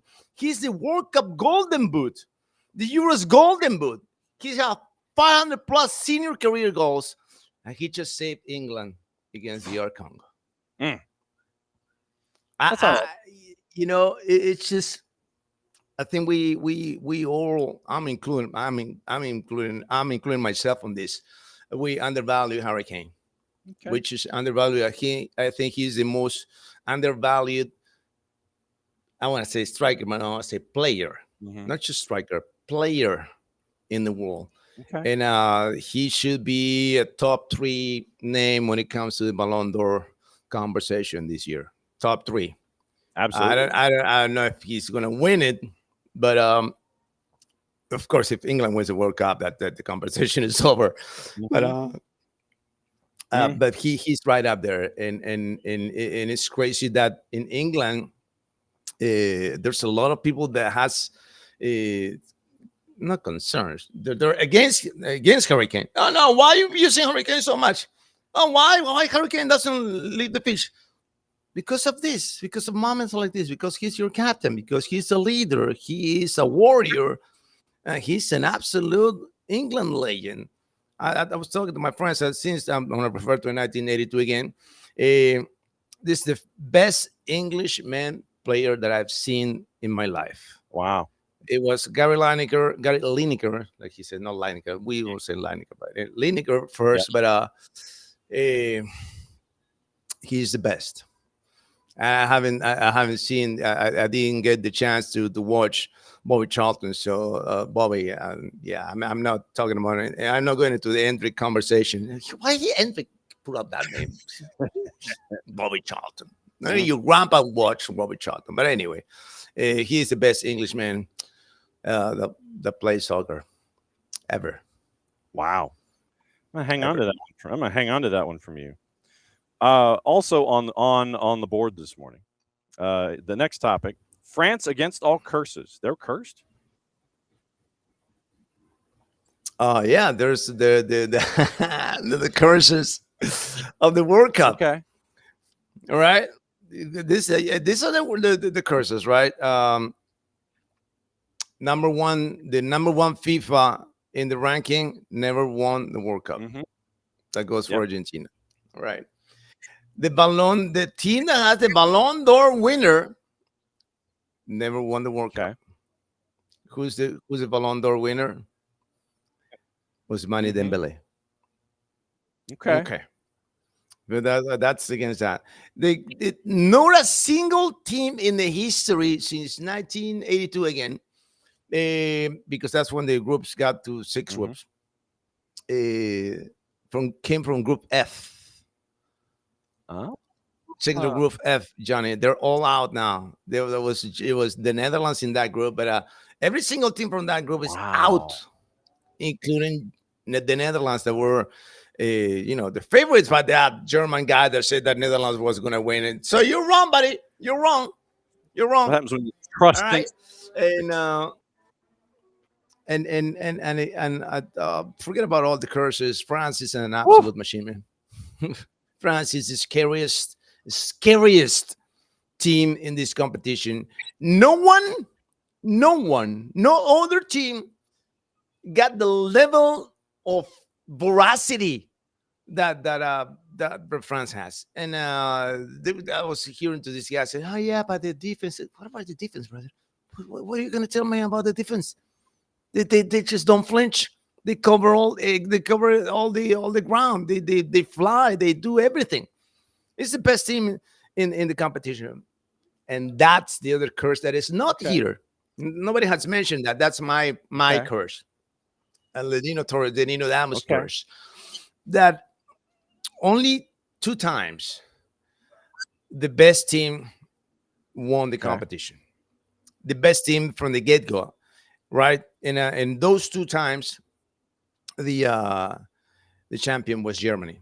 1990, Germany was an absolute machine. They destroyed everyone.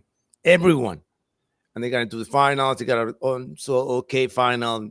Don't want to play a penalty. And then in 2014, we all remember, especially Brazilians remember, especially Brazilians remember 2014 what happened there. So those are the 2 World Cups that I remember where the best team won. Because in all the other ones, the best team did not win. 1982 was Brazil's best team on the pitch. 86 was Brazil on the pitch too. 1990, who was the best team? Well, I'll say that. But 94, Argentina was the best team in that 94. 1998, Brazil was the best team in overall the competition, but France ended up winning. So the team that displayed the most dominant performances on the pitch did not win. Only 2 times they won. So on both times was Germany, and I think might be this time for France. Might be. They're close, but this is a competition that you never know. But we'll see. We'll see what happens. So, but on top of that, not just the performance, they got the leadership of the Deschamps. The Titi Henry put it like this, because he's a serial winner. Why he hasn't done that job for long? Because he's a serial winner. and he thinks like a winner, believes like a winner, dreams, eats, walks like a winner, and he gets that into the roster. And of course, plus they got the best offense planet, the universe. With Mbappe, Dembele, Michael Olise playing at the. Michael Olise is my favorite player right now in the planet. Okay. And happy to be here. FC Crystal Palace had him, and they couldn't hang on to him. And now he's hanging out with dictator Mbappe, and you're seeing what's going on. I don't know about you, but when things go to penalties, even if I'm not attached to one of the two teams, my stomach gets in absolute knots. Tell me about that, bro. Isn't that exciting? I mean, you don't know what's going to happen. No. You don't know. No. Okay? It could be the best striker on the planet that has scored 150,000 goals, and he goes out there and misses, right? Best player in the planet against an okay goalie, misses, right? Talking about Roberto Baggio, talking about Platini, talking about Zinedine Zidane, talking about all the great ones.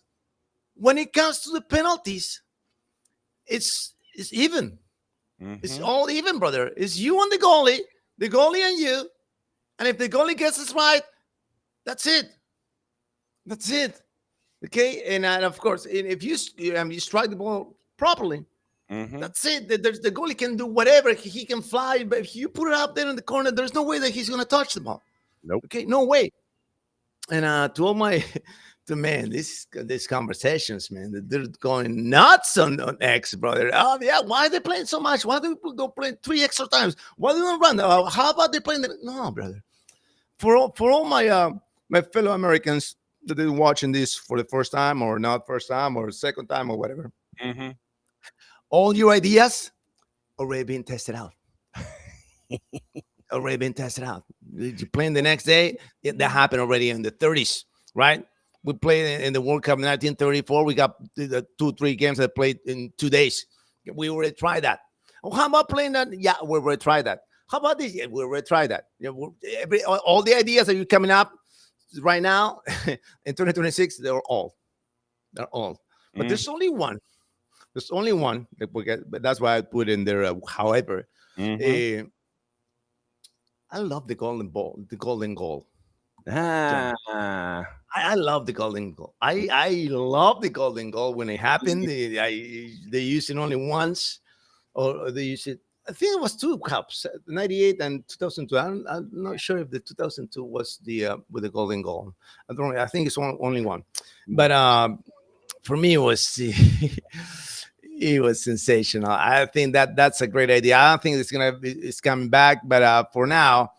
Penalties are, if you want drama, this is the best drama possible you can get, and that's the best and the most fair way to decide a game. There's no other way fairer than this one. Okay, guys, thank you. And today, I'm not sold on Portugal. I'm really not. I think Spain gets through, but I think that Croatia can make it difficult for Portugal. Of course. Of course, it will be. I think I don't want to say without a doubt because they've been fantastic games, but this could probably potentially be the best game that we're going to see so far in this World Cup. Wow, Portugal versus Croatia. Wow, because it will have everything that you asked for. You got drama, you got 2 captains, you got leaders, you got great players, you got 2 coaches that are going against each other. It's you got all the ingredients for the to be the best game because Croatians, they're fighters, man. They are absolute fighters, and you make sure that when you take it down, make sure that they're not getting up, because if they got up, they will beat you.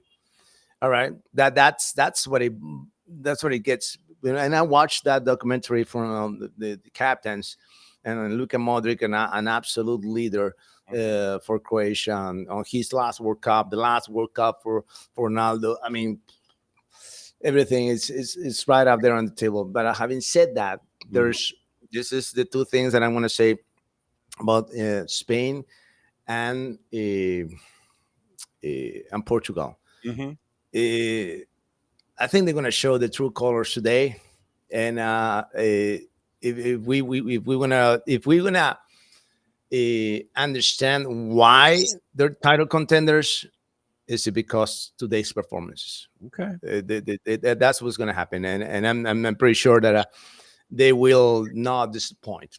Okay. That none of the two teams will disappoint today in their matches, and I think that both teams are going through to the next round. Okay.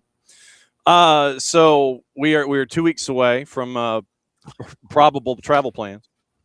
I know. We gotta get travel plans all squared away. So just when you know, let me know. And you obviously know that when you buzz me at like 11:30 at night about a late game, you're like, I gotta come on in the morning. I gotta come on. Yeah, okay, yeah, that's fine.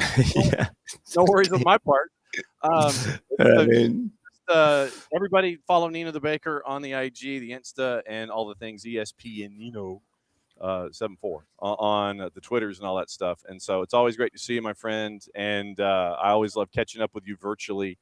And it's always a blast to break bread and share what's going on, or in your case, break desserts and add pounds, because it's always a blast to see you, my friend. And I heard the polizei behind you, and I'm hoping that they were chasing after other folks and not you this morning. So hopefully not, man. I'm okay, guys. I didn't do anything wrong. I'm just talking here now.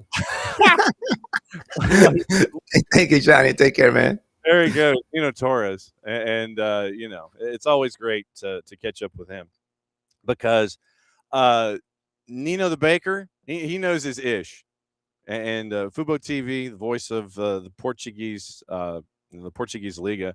I mean, we're having transfers in the league, and I haven't even had the chance to basically ingest those, because there's talk about, we're getting close to transfer windows and everything. And so you got folks leaving Sporting and heading into mainstream Europe. I haven't even had the chance to talk to them about that.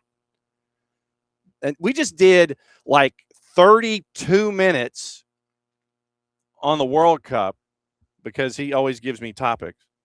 And literally it was 32 minutes and we flew. And we didn't even get into domestic talk about Portugal, because World Cup is bang on topic number one. Boom, there you go. So that's where we at.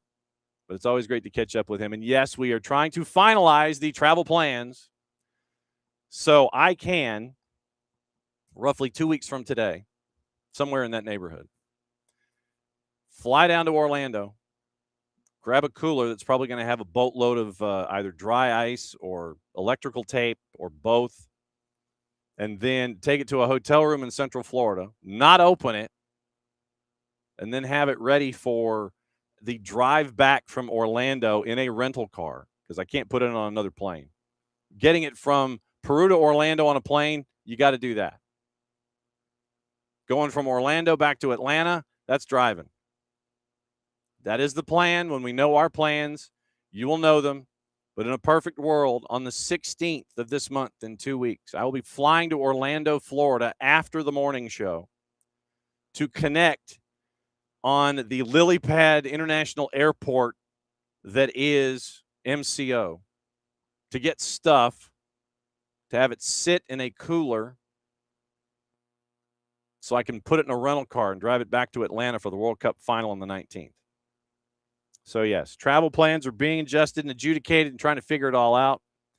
And when I know what's going to be happening and when it's going to arrive in Orlando, that's when I'm going to book my flight. But my guess is it's going to be Thursday, the 16th, flying down after the morning show, and then driving back from Orlando to let you know what's going on with anything and everything that is Nino the Baker. So follow Nino the Baker on Instagram and lay it all out, so that way you can find out what Nino the Baker and all of the things that is there. All right, so let's catch you up on the matches that we have not had a chance to talk about so far. We will do this.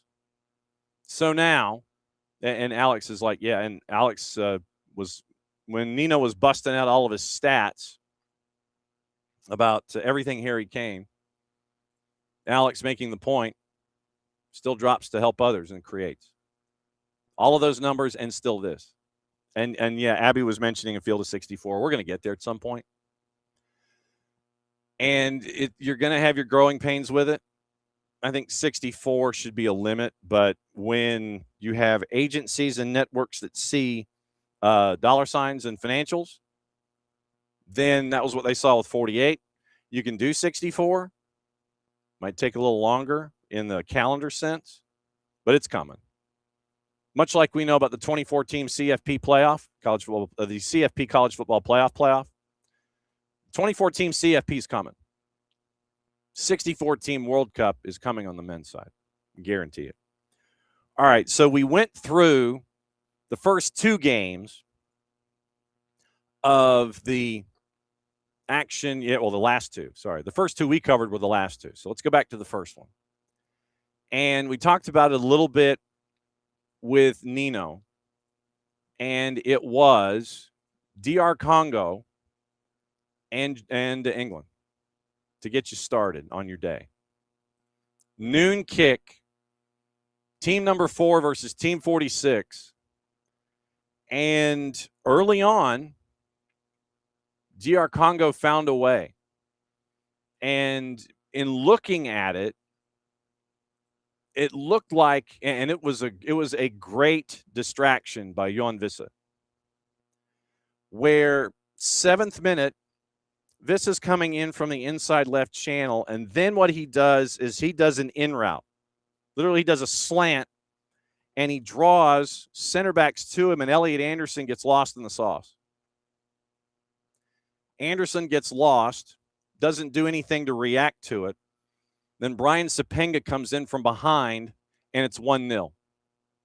And that building deflated. It was quiet for a long time. Harry Kane would score in the 75th and the 86th, and we'll get you those highlights coming up in a bit. It is that time where we go from Lima, Peru, to John talking about games, to the suburbs of Seattle, Washington. And we get to catch up with our friend Niko Moreno from Pulso Sports and find out what in the wide world of sports is going on this morning. Good morning, my friend. I know it's always an early wake-up call. How are you? Man, it's an early wake up. There's early wake up calls, and there are early wake up calls after just day after day after day of just not just covering this amazing World Cup, but man, we were up late rewatching that USA game. Had to do a couple of things for the England game as well, so it was just nonstop, man. But I'm here. I think my voice is starting to clear up. I got my cup of coffee. I'm not looking as sharp as I usually do, but hey, man, we are here with SDH family. And that's the thing. It's like it is answering the bell. That's what this 7 weeks is all about. Literally, I have slept on average about 4.5 hours a night. I am not a 4.5 hour person. I cannot nap in the daytime, so I am in trouble. And this week was the first week that it hit me that I am in trouble. And I haven't done nights like this back to back since college, and that was back in like 1795. So for me, this is I'm hurting, brother. And I mean, Jason is more insane than the rest of us. And I don't know when he sleeps. I mean, he might take cat naps. I can't do cat naps. I can't do naps at all. I can't nap in the daytime. The only place I really can fall asleep is on an airplane where no one else can fall asleep. But 4.5 hours of sleep, I am on fumes, and we just cleared the halfway point, man. That's honestly I tip my hat to you guys. I mean, I'm covering only the things that obviously are directly involved in the games in Seattle. I'm always watching all the games and doing a couple of things, but I will say that I have neglected some of my other responsibilities with the Pulso Sports family and some of the scoops that people are waiting for me to have. I have not been on the phones trying to get the transfer rumors because I got just all my resources just completely focused in the World Cup. Contact me maybe after the 6th once the last game happens here in Seattle, of course, when the U.S. takes on Belgium right here. Maybe after that, I'm gonna get back on the MLS track. But for right now, man, I don't have it in me. No, it's like I got too much stuff here. We're covering everything from Haiti to DR Congo and all points in between. And we had England and DR Congo yesterday to lead off the day. And it was another packed house of 68-239, and it was an insane environment. And it has been some of the loudest stuff that we have heard in a long time in that barn. And when DR Congo scored early, that building got quiet. It got quiet when Brian Sapinga scored. And you could sense the anxiety of all of the England fans every single time that Impasi Enzal would come up with a save, and it would just, they survive at the break, and it's 1-0, and everybody's sitting there going, okay, I'm having people come up to me, and they're asking me, okay, how would you classify this if this sticks? I said, think of it this way, and I don't know if I'm close. Think of it like in the tournament that happens in March and April, involving colleges here in this particular part of the planet. There's a team that goes to Dayton, and they're under 500. And they win in Dayton, and they go into the Thursday matchup or the Friday matchup against the number 1 overall.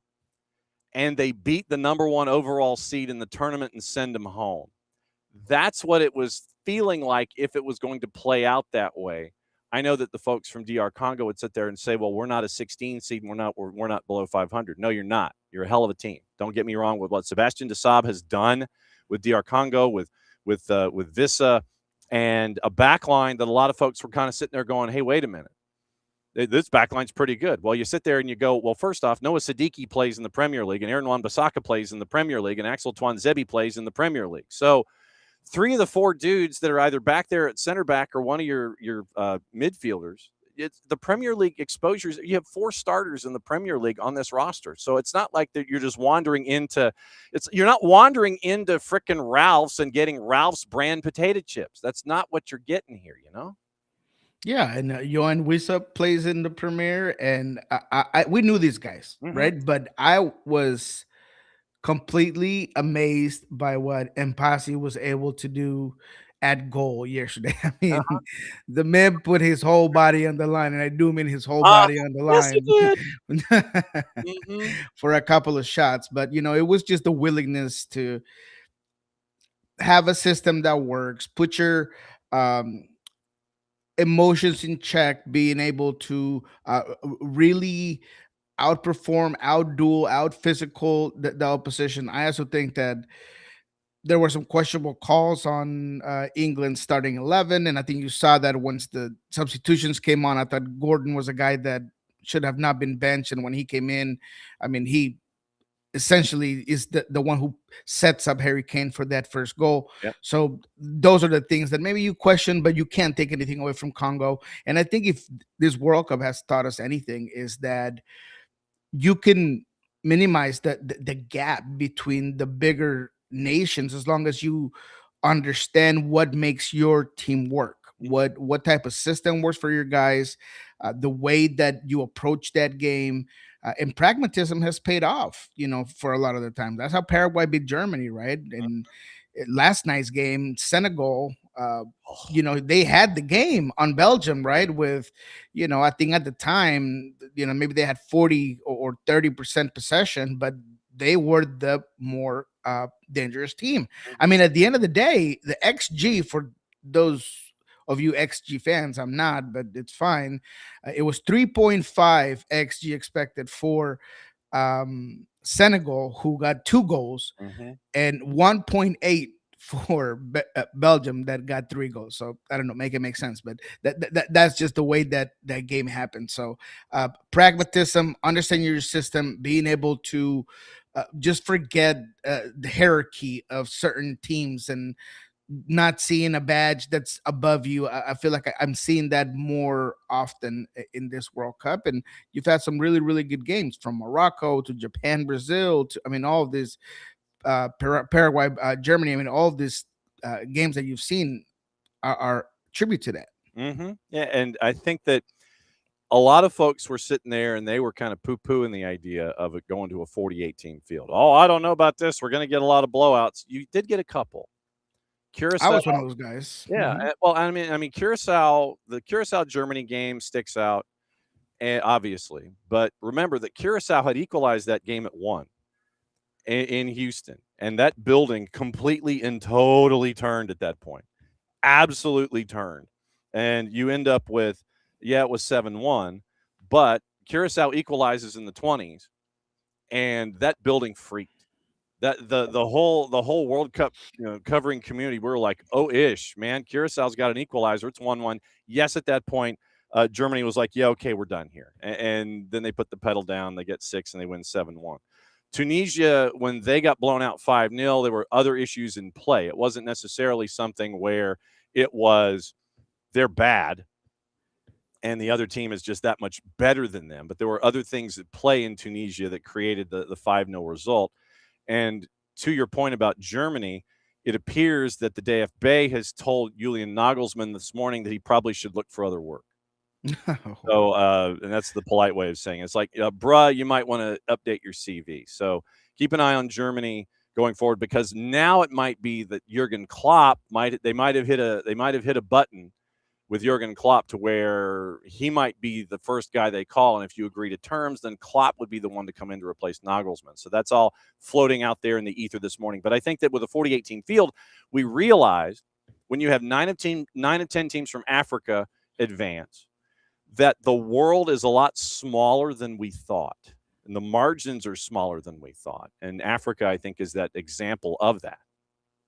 I totally agree that, but all of these guys have their jobs on the line. Look, I gotta just tell you how amazed I am. And look, let's start with prefacing the idea that you put on the table, because I was one of those people that did not want the World Cup to have this many teams. I thought that it would dilute the talent level and the competition level to a big degree. As you mentioned, there are going to be blowouts. What are these teams going to be doing in the World Cup stage? Yeah.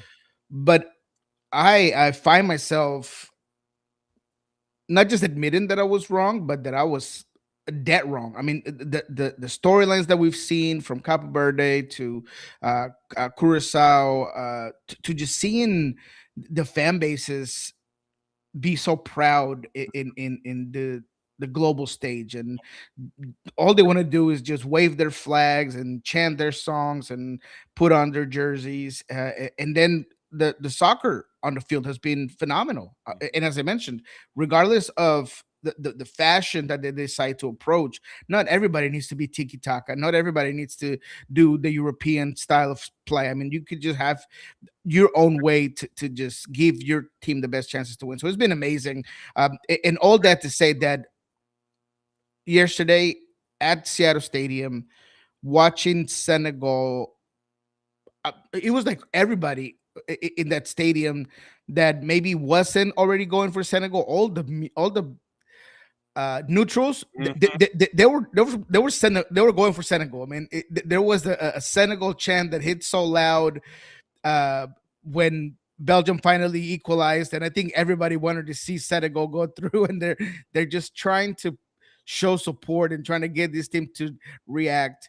That it was so phenomenal. So I really appreciate this new format, and I think that it's given a lot of opportunity for all different nations and for everyone to just kind of get in touch and maybe get that little mosquito bite of the soccer and the beautiful game, and everybody's interested, everybody's intrigued. So I absolutely love it. So we had the early game, you had the middle game, the late game in quotation marks was in Santa Clara, and San Francisco Bay Area, and no, it was Santa Clara. It was in Santa Clara, and the U.S. and U.S. was we started the show with talking about the U.S. in hour number 1, and now that you've had the chance to kind of work your way through it, we went through the dynamics of the red card and Falarin Balogun, but we've also been discussing the idea that Mauricio Pochettino has said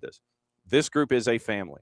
and you view things as a family. And when you have things going through that prism, you feel for your brother, you're there for your brother, you navigate with your brother, you come out the other side. And we saw a lot of that in this match where Bosnia Herzegovina, they weren't putting anything on target. They were just kind of, ready to try to figure out something in transition and have one of their redwoods try to blow up Tyler Adams and try to figure out what to do on a set piece. Short of the Olympico, I really can't think of a whole lot of opportunities that Bosnia and Herzegovina had, period, in this match. So it was their notion, at least from my perspective, try to out-physical the United States, come up with short fields, not really have a whole lot of possession. Ball's got cooties. We don't want it. We'll take it from you, and then we'll try and be clinical and score. But you had the United States navigate through all of that, had one goal early that was called offside. It was from Flair and Balogun. And Balogun gets the one goal, and then they have to navigate with 10. So Balogun ends up being this focal point of this match on a bunch of different fronts. What were your takeaways when you were looking at the match that was in Santa Clara last night? Yeah, look, it was just as you mentioned and as we expected, right? This Bosnia Herzegovina team was going to try to fight you for every blade of grass that you stepped on. And they were going to be a collective group that was not going to risk a lot. They were going to play the long game. They were not going to meet you halfway to make this a foot race. I thought that they did a good job at muddying the game to a certain extent, and that's obviously to their purposes. They did make it a little bit difficult at times, specifically getting closer to that second half, where maybe the U.S. was unable to be as dangerous as they were in that first half, where you don't just get a goal, but you get one taken off because of an offside position. You get a shot that hit the crossbar. I mean, this U.S. men's team in the first half, they were really, really able to play their game. Maybe it wasn't to the level of that Paraguay performance. And I think it's normal because of the stage of the tournament that you're in and the rival that you had in front that is win or go home. I have nothing to lose. I'm going to play this way. They surprised me with the back line of three, which I think worked out well for them, specifically going late into the game. Now, can we attribute that to Balogun being sent off? Absolutely, right? I mean, that just changed the whole game. It changed the dynamic, just the attitude of the team. You could see going into that hydration break that the team was just trying to figure it out. And Ricardo Pepi comes in. But this is my real conclusion of that game. In order to be a Cinderella story and in order to get far in a World Cup, you got to be able to get through the dramatics and the sort of games that are going to push you to your limit. And this team was able to keep the clean sheet. They were able to get through a questionable call and one that affects the team in this matchup and the next, which is already in Mauricio Pochettino and all of these guys' minds. So I praise them for it because they were able to defend themselves with possession when they needed to. They were able to play well in set pieces, which is what Bosnia Herzegovina was looking to approach to regain control of that game. I thought that they were excellent when it came to their press and their repress. They created several moments in transition. So to me, it's a hell of a performance. Not in the level of maybe having a team that dominated space the way they did in that first game, but it was kind of a in between of that Australia game where you just bullied that Australia team and that first game where you understood that you were just the better team on the ball. I thought the triangulations on the midfield were excellent. I thought Weston McKennie had a hell of a game, but Timothy Tillman, man, it's not just the phenomenal goal that he put in right off of a free kick, but just his two-way ability has grown with Mauricio Pochettino. I don't know if it's the confidence that Mauricio has given him. I don't know if it's the setup next to Tyler Adams, but he has pushed the level of the ceiling that I thought he had, and he has been just a phenomenal player. When Balogun goes down, he's the player that I think shifts into a different gear. And he understands that he's got to do more. He's got to create more opportunities. He's got to track more farther. So to your point, this group is so cemented. They're so unified that they feel like that family. And just like Mauricio Pochettino told you before this game, this is our World Cup final. And the next game is going to be our World Cup final. And the next game is going to be our World Cup final. And I saw that. I absolutely saw that from this team. Then for the teams that, well, I guess we can cover both sides here. El Tri goes up against Ecuador. And we had seen what Sebastian Becasese has been able to build through the group stage and to get them into the knockouts. Because I know that early on, everybody was kind of sitting there and going, eh. And after match day 2, Becasese, and we still have it was a 3-minute, it was a very impassioned response to a question about, a lot of folks are sitting there saying, you don't need to be here. And so he was trying to express patience. Got that. He got the result from his team. He got the big result against Germany, gets into the knockouts. And, oh, by the way, you're going to the Azteca to take on Mexico. So Becasese, I don't know what it was, but it just looked like Mexico turned into a buzzsaw. And it was just that day for them going up against Ecuador. Nothing Ecuador could do was going to be right. Mexico ends up just taking full advantage. And at points, it looked like it was going to be a color your own adventure book as to how many goals Mexico could score. They stuck with 2 in those conditions.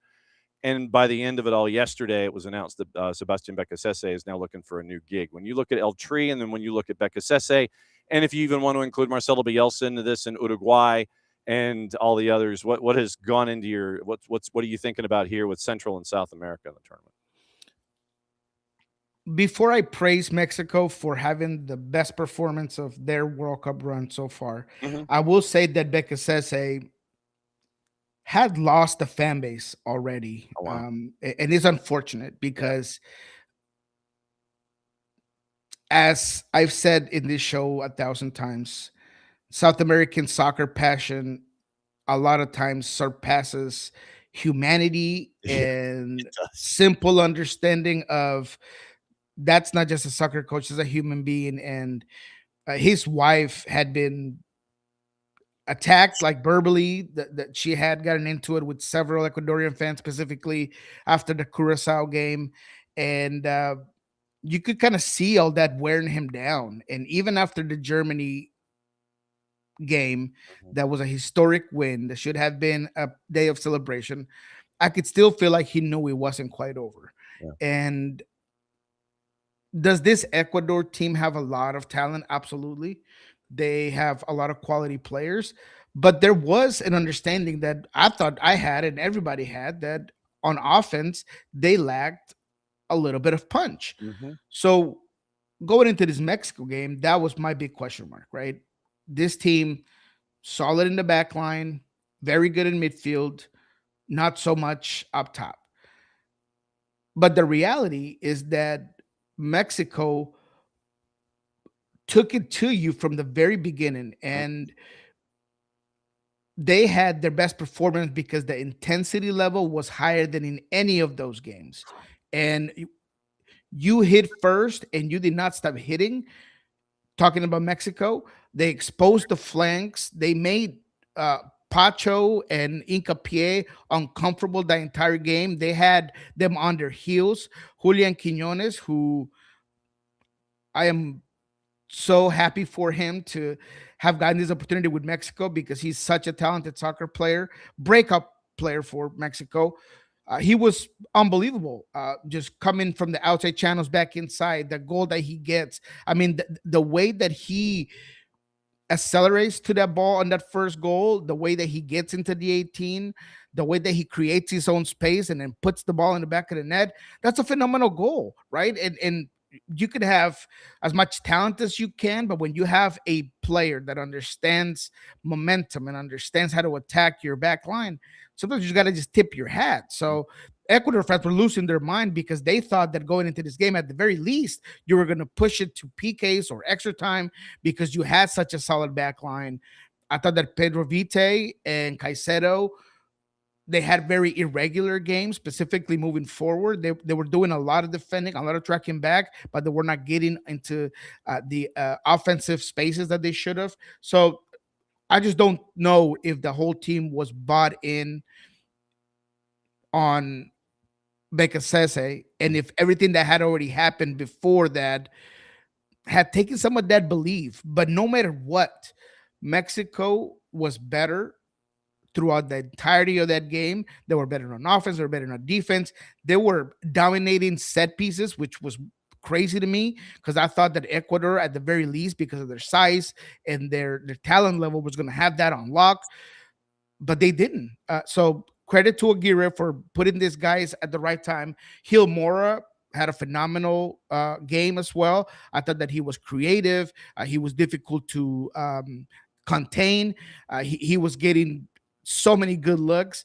If he puts that goal that he curls onto the top shelf on in that first half, man, that kid would have been $3 million worth more than he is now. So just overall, the team just had a phenomenal game, and they are looking like at Estadio Azteca, they can't be beaten, right? They haven't lost. They haven't received the goal, if I'm not mistaken. They haven't lost in El Azteca, I don't know, since like 2023. I mean, 2013. There's like a stat that is unreal. I'll give you one. Mexico have lost only 2 games at the Azteca in 56 years. There you go. England's going to have to be at their best 2,200 meters above sea level. So they have lost twice. Twice. Since 1970, they have lost twice at the Azteca. Yeah, so Mexico turned me into a believer, man. I mean, obviously I had the with my heart in my heart, right? I got my wife, my kids are, have Mexicans, so I was obviously rooting for Mexico. But now they're turning into believers on the soccer sense. And after what I saw from England, which I don't know if they, they got to get out of their own way in some way. But I mean, I think it's going to be a hell of a game. I mean, it's going to be a battle. It's going to be a Mexican fist fight, where you're going to just exchange in the middle of the ring. And I'm excited for it. Triple A is what it's going to be, brother. That's what it's going to be. It's going to be, you want Lucha Libre? You're going to get that at the Azteca, brother. That's going to be some stuff. You mentioned what is going on with you. So for those that wish to partake and find out what is going on with you and everything up there at Q13 and Fox Seattle, what is going on? Folks need to know about, sir. Absolutely. We have on Friday, I will have another Football HQ participation, which I believe is from 2 to 3.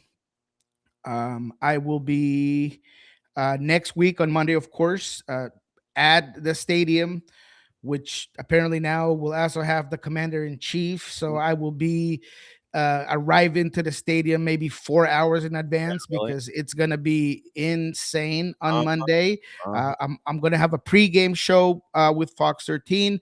I will absolutely have the postgame as well. So go ahead and check that out.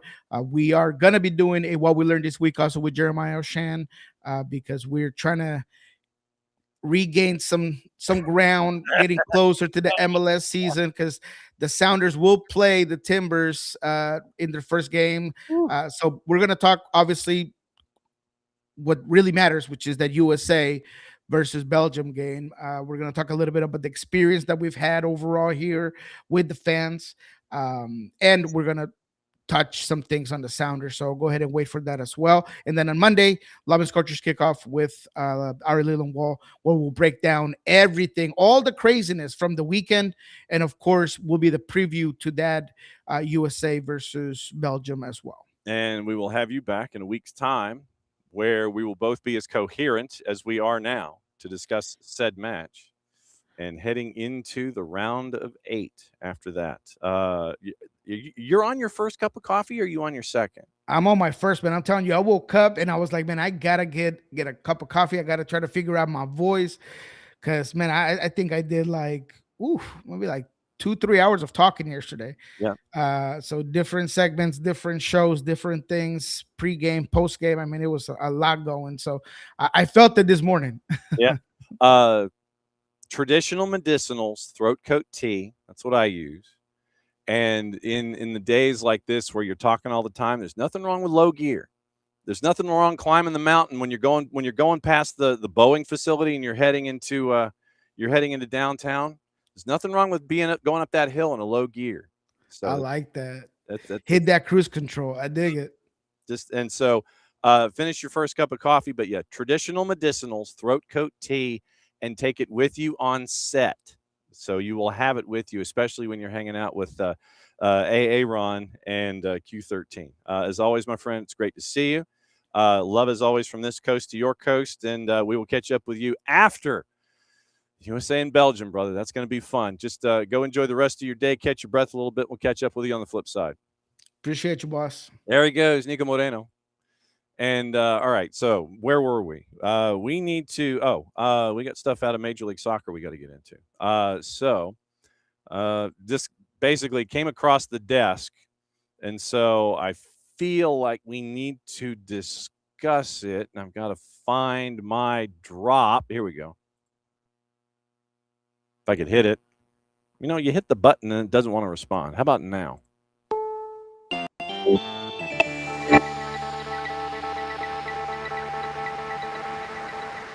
Austin FC has traded Danny Pereira to CF Montreal for up to $2.35 million in GAM. Austin gets $2.1 million guaranteed GAM, could conditionally receive an additional $250, as well as retaining a sell-on percentage of a potential future transfer. So here's the rundown. Austin gets a lot of GAM. Danny Pereira, midfielder, goes to CF Montreal, $1.4 million in 26 GAM. 700,000 27 GAM, and up to 250,000 in conditional GAM. Austin gets a sell-on fee. Interim head coach Davy Arnaud had a quote, 2 paragraphs long. Danny Pereira had a couple of quotes, 2 paragraphs long. Austin FC selected Pereira first overall pick of the 21 Super Draft. Spent his first 5.5 years in the Verde and Black, 6 plus 23 in 165 appearances, all comps. Assist total tied for second most, and his appearance total ranks as third most all time. So once again, Danny Pereira goes from Austin to CF Montreal, $1.4 million in 2026 GAM, 700,000 27 GAM, up to 250 in conditional GAM, and Austin gets a sell-on fee in the future. So that is news out of Austin. Mauricio Cuevas was transferred from LAG to Santos Laguna in exchange for an undisclosed transfer fee. And once again, we're going to keep an eye on stuff with Diego Luna. RSL needed an international roster slot, I imagine, after picking up Sabalo Janidze from Atlanta United, and they got it from Austin FC, and it's a 26 international slot for $235,000 in 2026 GAM. The international roster slot expires at the end of the calendar year, and so that's why I imagine it is for Sabalo Janidze. So that is where that is. And that is the MLS stuff that came across our desk as we were talking. Okay, so getting into all the things. So we were getting into the England match. After the match, in the mixed zone, it was Anthony Gordon and it was Harry Kane. But first and foremost, let's give you the game-winning goal, courtesy of our friends at Telemundo. El uno de la República Democrática del Congo, creo que son 3 el pelotazo, golazo, golazo, gol.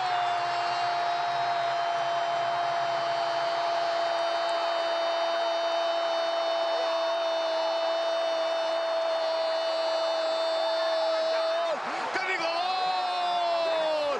¡Recontra golazo! ¡Inglaterra! A sacar pasaje para Ciudad de México. 2-1. Ya vemos al auxiliar de Tuchel con la mano en alto, diciendo faltan 5. Qué delantero, por Dios, qué goleador. Harry Kane al rescate de esta Inglaterra. And there you go. There's your winner. So Harry Kane gets the Duke on that one, and Anthony Gordon comes in, instant impact with the assist, and England moves on. Now, Let's get you into what to watch, where to watch it, and no, we did gossip, rumor, and innuendo, because everything else is today. It's on Fox, Big Fox, Fox ONE, Peacock. It's all there, and FS1. FS1 has the late game, 3 and 7 on Big Fox, 11 o'clock on FS1. So let's get you into the gossip, rumor, and innuendo. Any other news that's fit to print before we get out of here? And reminder, we will. I'll let you know. Jason and AST, we'll get into that in a bit. So we'll let you know the times on that tonight, and we will go forward from there. So we got Fernandez, we got Tonali, we got all of those. All right, so we got all of the early big signings, and so we will see what the latest is. Where's all my gossip rumor innuendo? Okay, here we go. No, I don't want that. What I want is this. Okay. So, rumors as they are trending. AC Milan considering a move for Virgil van Dijk this summer, according to Gazzetta dello Sport. Milan Chiefs are discussing the feasibility of a deal which has been described as complicated due to the finances involved and the possibility Liverpool would not be open to an exit. And that would be making it complicated, yes. Bournemouth striker Junior Krupi's emerged as a key target for Spurs as they continue their spending spree, according to Miguel Delaney in The Independent. Fee of over 80 million is required pounds to get his signature with competition from Arsenal and PSG. Independent also claims that Milan winger Rafa Leao is an option. Under consideration for the left wing, 4-letter paper, Cody Gakpo and Savinho options. Spurs not done, looking to sign James Trafford for Manchester City. Looks set to leave just after a year of joining the club with Donnarumma's arrival. Trafford would battle Dubravka, Kinski, and Vicario. Vicario, however, set to leave. Real Madrid's midfielder Eduardo Camavinga has been in talks with Manchester City, according to Marca, linked with a 60 million euro exit as they undergo a transformation within the squad under new boss Jose Mourinho, and looking for another option in the midfield following the deal to sign Elliot Anderson.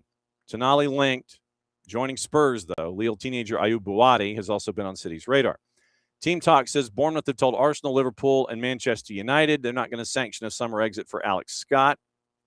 Not open to a move, contract until 28. Teams are looking to tempt him, and Bournemouth wants to sign him to an extension. We mentioned Elliot Anderson. We mentioned Hayden Hackney. We mentioned Mateus Fernandes. Spurs announced the signing of Mateus Fernandes, £85 million, and that's $20 million more than their transfer record in the past. Mentioned Fernandez, Luka Vuskovic. Brighton have agreed to a £46 million fee plus another $4 to sign him from Spurs. Never made a senior appearance for Spurs. Joined Hamburg on a season-long loan after agreeing to an initial £12 million move from Hajduk Split in 23. Atletico de Madrid set to complete the €45 million signing of Martin Hjulmand from Sporting CP. That's why I wanted to get into with Nino. Got an agreement with him from the Danish international. It's from AS. Team Talk. Chelsea in advanced talks to sign Rayo Vallecano defender Pep Chavarria. Deal now close on the left back. The Athletic, David Ornstein et al. Newcastle have reached an agreement to sign Hoffenheim and Ivory Coast winger Bazumana Toure on a long-term deal to replace Anthony Gordon.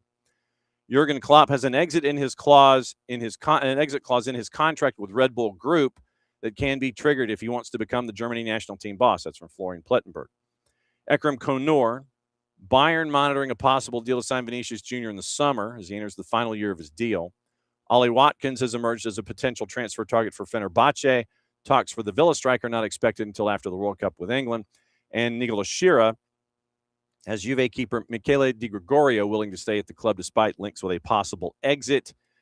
And the Bianconeri are still open to offers. So that is the rundown of all of your gossip, rumor, and innuendo. So let's see if anything has changed in the juice boxes. 3 o'clock, Spain minus 345, so not really. Portugal a minus 137, Croatia's a plus 440.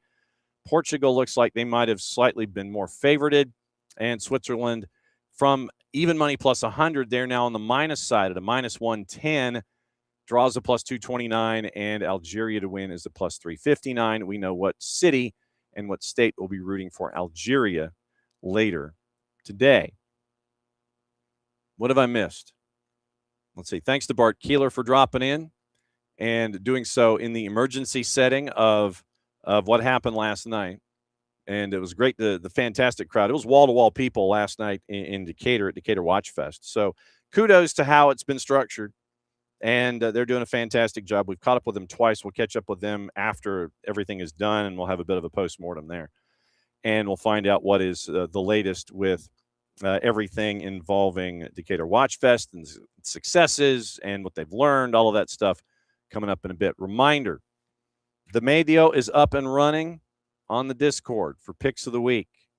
We are, how many matches in? So U.S. was a win, so that was at a minus 258. So 3-1. Then today, Portugal and Croatia is on the board, and Mexico knocked off Ecuador. So right now, we have 5 of the 8 matches from this week's Medio completed. Portugal and Croatia is on the board. Then we have 2 tomorrow, the Egypt match and the Colombia and Ghana. Tiebreaker is how many saves is Vozinha going to have against Argentina? So that's the Medio. And then once the Medio is done, keep an eye out Saturday for Medio week number 4. And we will run through that. We might end up having to go props. We may end up doing some questions that are attached one way or the other to the games themselves as they become less and less in number. So that is the rundown there. Oh, I was going to let you know about Atlanta soccer tonight. That's what I was going to do. Okay, so before we get out of here, Atlanta soccer tonight. And if you have not subscribed to Morning Espresso presented by our friends at Kaiser Permanente, please do. You can go to soccerdownhere.net. Scroll down a little bit, middle of the page, and it is an opportunity for you to get the morning newsletter. It's our newspaper. It is our newspaper, and we let you know what's going on in and around the world. So tonight, 92.9 The Game, 10 o'clock, recapping today, looking ahead to tomorrow. Argentina and Colombia, round of 32 action. That is tomorrow. So 92.9 The Game, 10 o'clock, 10 to 11 on 92.9 The Game. Over air, Odyssey app, 929thegame.com. 11 o'clock stoppage time, and that is on the 92.9 The Game YouTube channel. Once again, the three-dimensional experience. YouTube, over air, Odyssey app, 10 to 11. YouTube, 11 to midnight, and Jason will have that all squared away for you there. So that is another go-round of SDH AM during the World Cup. Brought to you by our friends at Telemundo Deportes. Thanks to Bart for coming in an emergency. Thanks to Nino Torres. Thanks to Niko Moreno. Thanks to all of y'all for hanging out with us. Thanks, morning Wiley, morning Abby, morning Alex. I'm trying to see if there's anything else. We have talked a little bit about it, Wiley. We haven't had a chance to get into it in depth when it comes to Saba and everything going forward with him. And let's see. So, Abby, morning OG. We got nothing going on here. Nothing going on whatsoever. It is very, very one-dimensional. And morning Turner. Morning Turner. Glad you guys were in. So don't be strangers, and glad you guys were having great conversations with us and with each other all as you do all morning long. So because it is the end of the show, that means one thing. I got to do this. AST tonight, 10 o'clock, back here, 9:05 in the morning. Ali Howarth is going to join us, and our friends from Apple TV set to join us as well. Mucha Platiel plate safe end of the show. That means I get to do this.